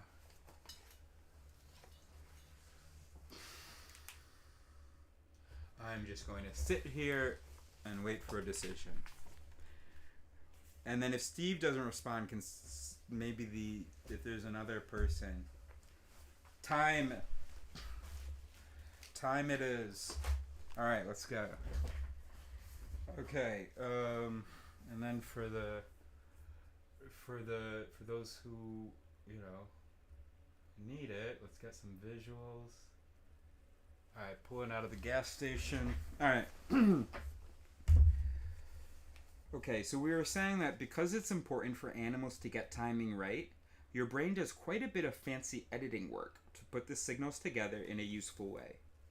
The bottom line is that time is a mental construction, not an accurate barometer of what's happening out there. Here's a way to prove to yourself that something strange is going on with time. Look at your own eyes in a mirror and move your point of focus back and forth so that you're looking at your right eye and then your left eye. I'm not going to be able to do that. Oh, yeah, I can. I can pretend to do it.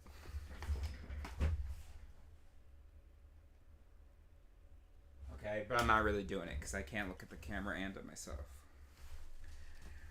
Your eyes take tens of milliseconds to move from one position to the other.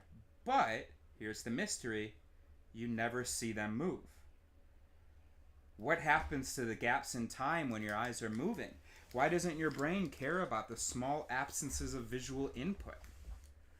And the duration of an event, how long it lasted, can be easily distorted as well.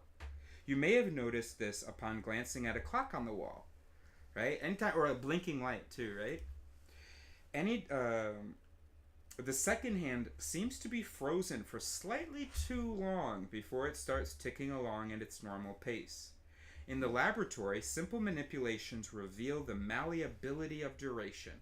For example, imagine I flash a square on your computer screen for half a second.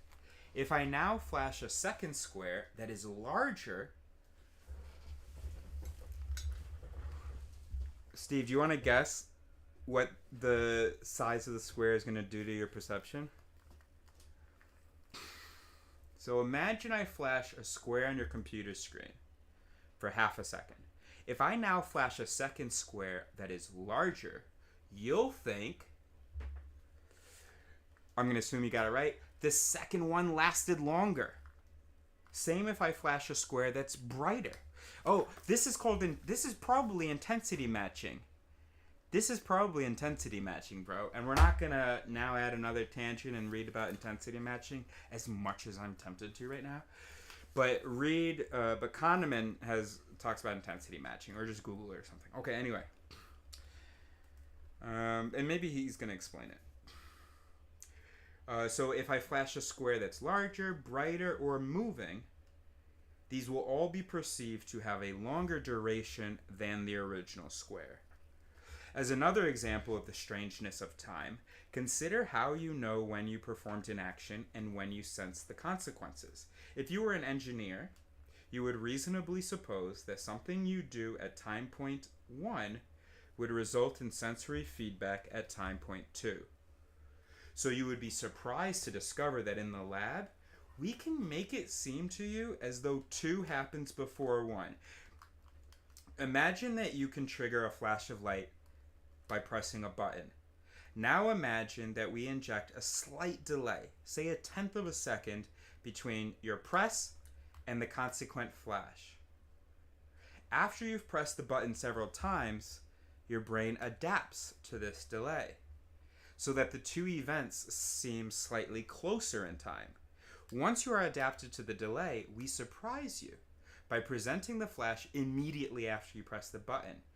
In this condition, once you've adapted to the delay, and then we put the flash immediately after the button, you will believe the flash happened before your action. You experience an illusory reversal of action and sensation. The illusion presumably reflects a recalibration of motor sensory timing, which results from a prior expectation that sensory consequences should follow motor acts without delay. The best way to calibrate timing expectations of incoming signals is to interact with the world. Each time a person kicks or knocks on something, the brain can make the assumption that the sound, sight, and touch should be simultaneous. If one of the signals arrives with a delay, the brain adjusts its expectations to make it seem as though both events happened closer in time. Interpreting the timing of motor and sensory signals is not merely a party trick of the brain. It is critical to solving the problem of causality.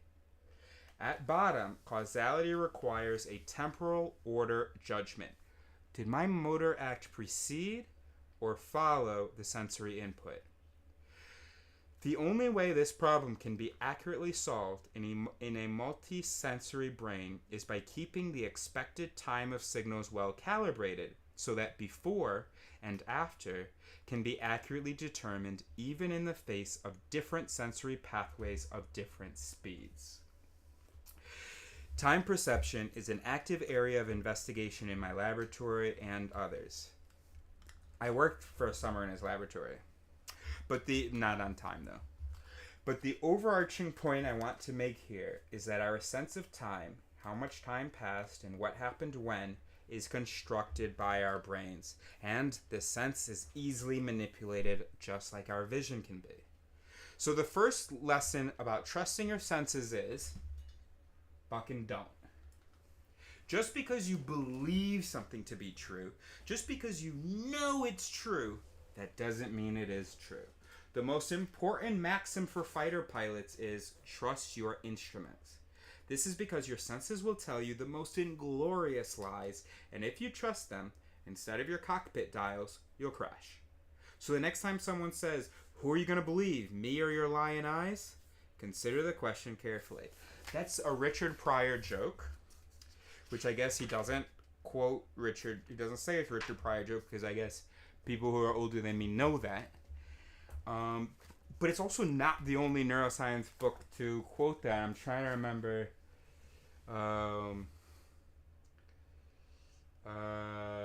It's in The Art of Thinking Clearly.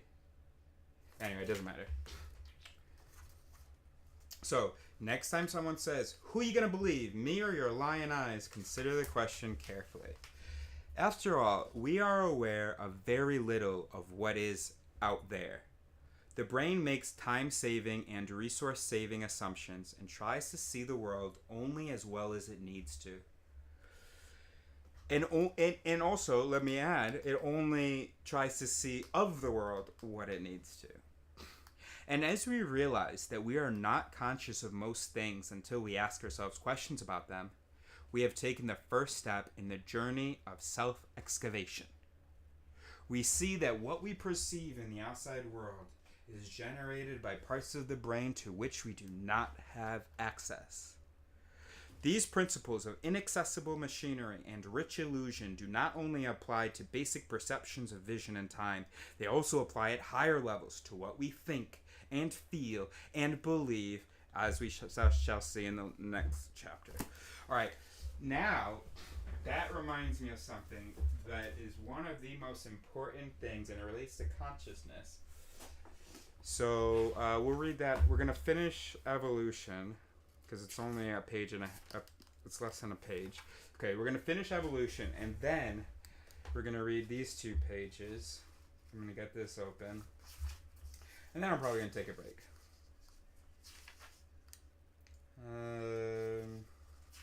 Yeah, I'm going to take a break. So we're going to read like 3 pages, and then we're going to take, we're going to cut the stream.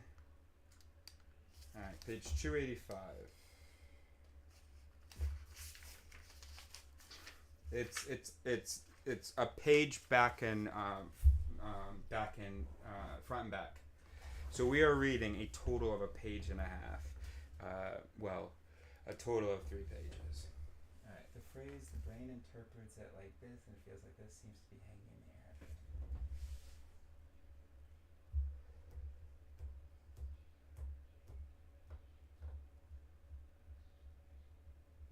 Phrase "the brain interprets it like this and it feels like this" seems to be hanging in the air again. Say more. Okay, so let's finish this evolution chapter from Ruby Wax. How to Be Human, a manual, or the manual. Okay. So we were talking about how now we've got credit cards and online shopping and a bunch of stuff and TV and a bunch of stuff we did not evolve for. Okay, back in our prehistoric past, after a hard day's killing and rooting around, I'll just reread this paragraph. We'd retire to the fire. This habit of sitting around the fire continued until recently and was only replaced in the 50s when we started watching TV. You would still be together, but talking and reflecting were left out of the question. Today, we're not even sitting on the same sofa or staring at the same square of glass. We're all lost in our own private screens, unaware that there's even a fire to sit around. Yeah.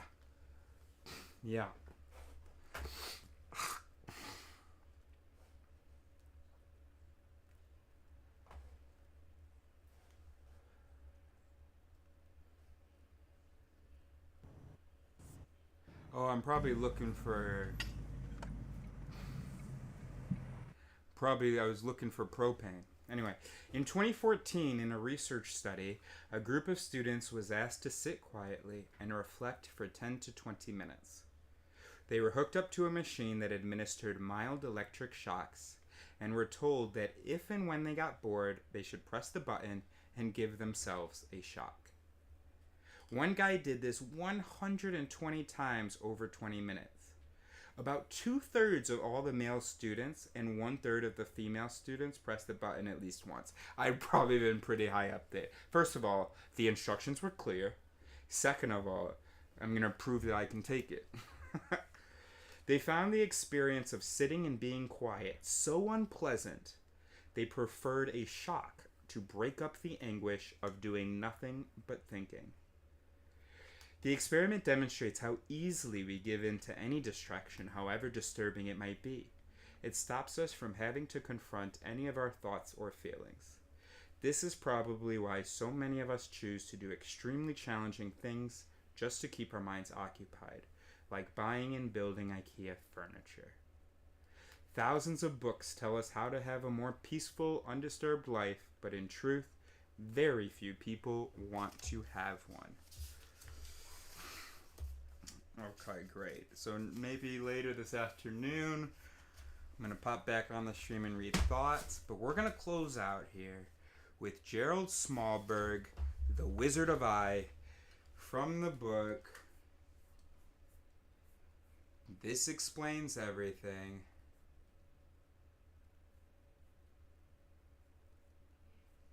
This Explains Everything. So John Brockman, who has a magazine called Edge, is like, yo, smart people that have like published my magazine and that I know. What, in your opinion, what is your favorite deep, beautiful, and elegant theory of how the world works? Okay? So the most obvious answers are the double helix and evolution. And I know that because I feel like almost every essay was like, oh, well, the easy answers are evolution and the double helix. But here's my answer.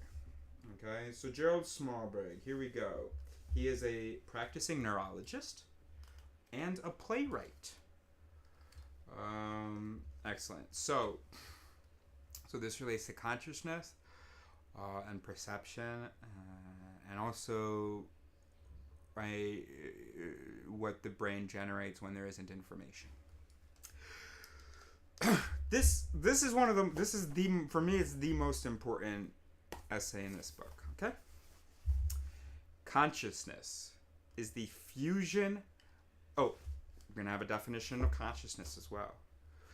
Consciousness is the fusion of immediate stimuli with memory that combines the simultaneous feeling of being both the observer and the observed into a smooth, enveloping flow of time that is neither truly the past nor the present, but somehow inexplicably each of them. It is the ultimate authority and arbiter of our perceptual reality. I crossed that line out. That consciousness is still an intractable problem for scientists and philosophers to understand is not surprising. Whatever the final answer turns out to be, I suspect it will be an illusion the mind evolved to hide the messy workings of its parallel modular computing. Neurophysiologists are finding, as they pull ever so slightly at the veil that shrouds the Wizard of I, that this indispensable attentive and observant self-monitor called consciousness is dependent on a trick in overseeing our perceptions. Our subjective sense of time does not correspond to reality. Cortical evoked potentials, electrical recordings, of the normal brain during routine activity have been shown to precede by almost a third of a second the awareness of an actual willed movement or a response to sensory stimulation. So that's the famous research about where in the lab we could see that you were going to do a certain thing about 250 milliseconds before you report, or that you before you were aware of it, according to your report. What just happened? Why is my left arm hurting? No, it's not like a heart attack, I don't think.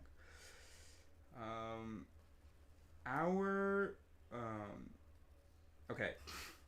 The cortical evoked potentials indicate that the brain is initiating or reacting to what is happening far sooner than the instantaneous perception we experience. On a physiological scale, this represents a huge discrepancy that our mind corrects by falsifying the actual time an action or event occurs, thus enabling our conscious experience to conform to what we perceive. But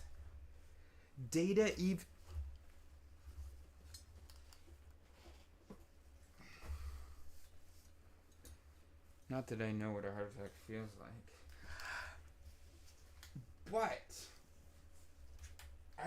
But data even more damaging to our confidence in the reliability of our perceptions come from studies of rapid eye movements called saccades that are triggered by novel visual stimuli.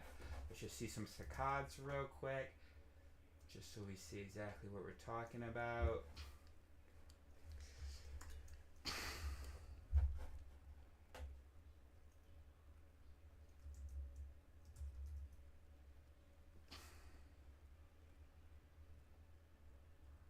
The sweetest moments deserve the boldest flavors. Like our new concrete mixers and lemon ice coolers, made with fruity Skittles Pop. Creamy.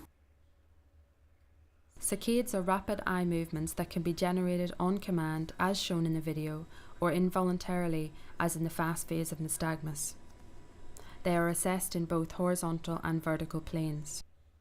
Ask the patient to hold their head in a central, upright position, keep the head still, and move the eyes as quickly as possible to fix their gaze on an object, for example, the tip of a pointer and your finger. Hold the two objects approximately 20 to 30 degrees apart and command the patient which to look at. Vary the time intervals to avoid habituation. You should observe an immediate, fast eye movement with no delay or inaccuracy on the fixation of the target. Okay, now check this out. During the... Yeah, no, I'm good. It was just something I'm not familiar with. I don't know why it feels funny, that's all. Okay, during the brief moments of these jerky eye movements, visual input to... This is the most important sentence, so don't worry about me having a heart attack right now. And if I do have a heart attack right now, you're in charge. You're in charge of the mission. Find people to be working on this. Here, let me show you what we're doing. Let me show you what we're doing.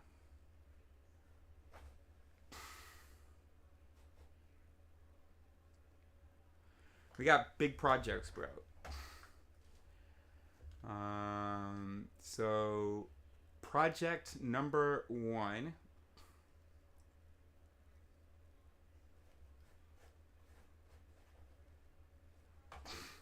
Wouldn't it be good if we had a nice, clear list of illusions that minds have about themselves? Okay? Such as that we see reality as it is, that there's some kind of a mystical consciousness that can just affect a behavior, that we are a singular thing that is maybe not even biological, and the fact that our default is some kind of rational processing. Okay, that's step 1A. Step 1, and this is to work towards what we call critical recognition, and this is the step that we're missing from critical thinking.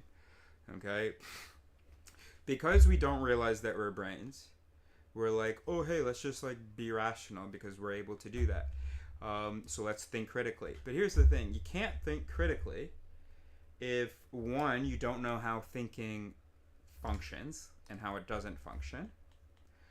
And 2, if you're not able to recognize when the thinking mechanisms are no good. So if you don't know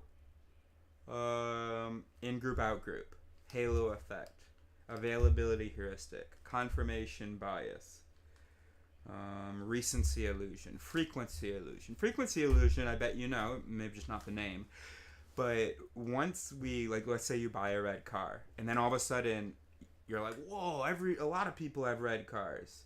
A lot more people have red cars. False. It's just that because you have a red car, you see it more, okay? So, go on, take me. Take me. Steve's is ready to take over.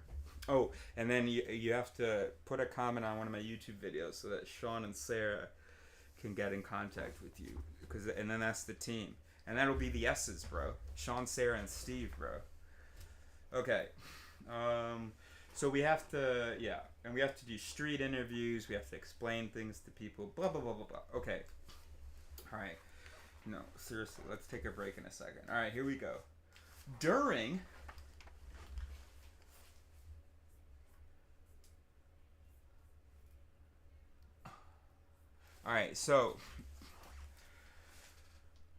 the brief moments of these jerky eye movements, visual input to the brain is actively suppressed. We are literally blind. Without this involuntary ocular censorship, we would be repeatedly plagued with moments of acute blurred vision that would be unpleasant as well as unsafe.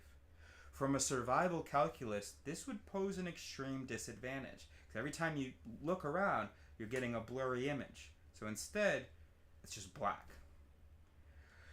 From a survival calculus, this would pose an extreme disadvantage, since it would invariably occur with novel stimuli, which by their very nature require not the worst, but the best visual acuity. The wizard's solution to this intolerable situation is to exclude those intervals from our stream of awareness and replace them instead with a vision extrapolated, not randomly, just to tease, a vision extrapolated from what just occurred to what is immediately anticipated. Consciousness, like a former president, has to come up with an accounting for the erased period. Evolution provided a much longer epic to work out the bugs in this necessary deception than the limited time frame under the gun of a special prosecutor. Instead of trying to hide the existence of the tape, consciousness came up with a far cleverer trick of obscuring the deletion. It does this by falsifying the time, backdating those necessary moments so that there is no appearance of any gap. This illusion of visual continuity from inference and extrapolation reveals an innate vulnerability in the brain software that any good hacker can exploit. Magicians, card sharks, I think they're actually called card sharks, but we also now say card sharks, so I'm just being silly. Magicians, card sharks, 3-card Monte hustlers have made a nice living. Oh, this is the chapter, so it was not from. That's so funny. That's so funny. Okay. Magicians, card sharks, 3-card Monte hustlers have made a nice living working this perceptual flaw. In a comic routine, Richard Pryor expressed this best when caught by his wife with another woman. Who are you gonna believe, me or your lying eyes? That's so funny. I literally did not know that was from that chapter. Maybe part of me did. I want to see that clip now that we've had 2 books reference it on the stream. Prior, me, or your lying eyes.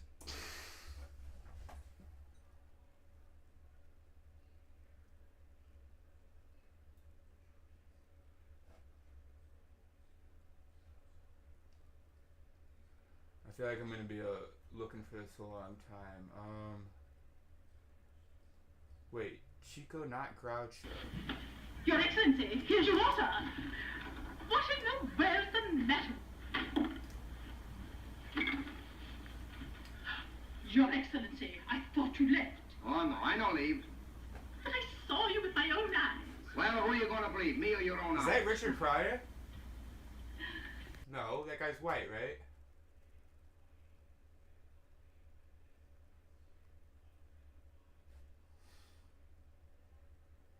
Walk around anymore since I got, because she paid dues. Get all, it makes you look ugly and shit. And you be hanging out with a bitch you don't want to be with. Alright, it should be more like, who are you gonna believe? Me or your lying eyes? Alright, there we go. Okay, Steve, thanks for hanging out. And everybody else, thanks for reading from This Explains Everything. Edited by John Brockman, essay by Gerald Smallberg. How to Be Human, the manual, written by Ruby Wax and a neuroscientist and a monk. Incognito by David Eagleman. And I think that's all that we read. Bye-bye.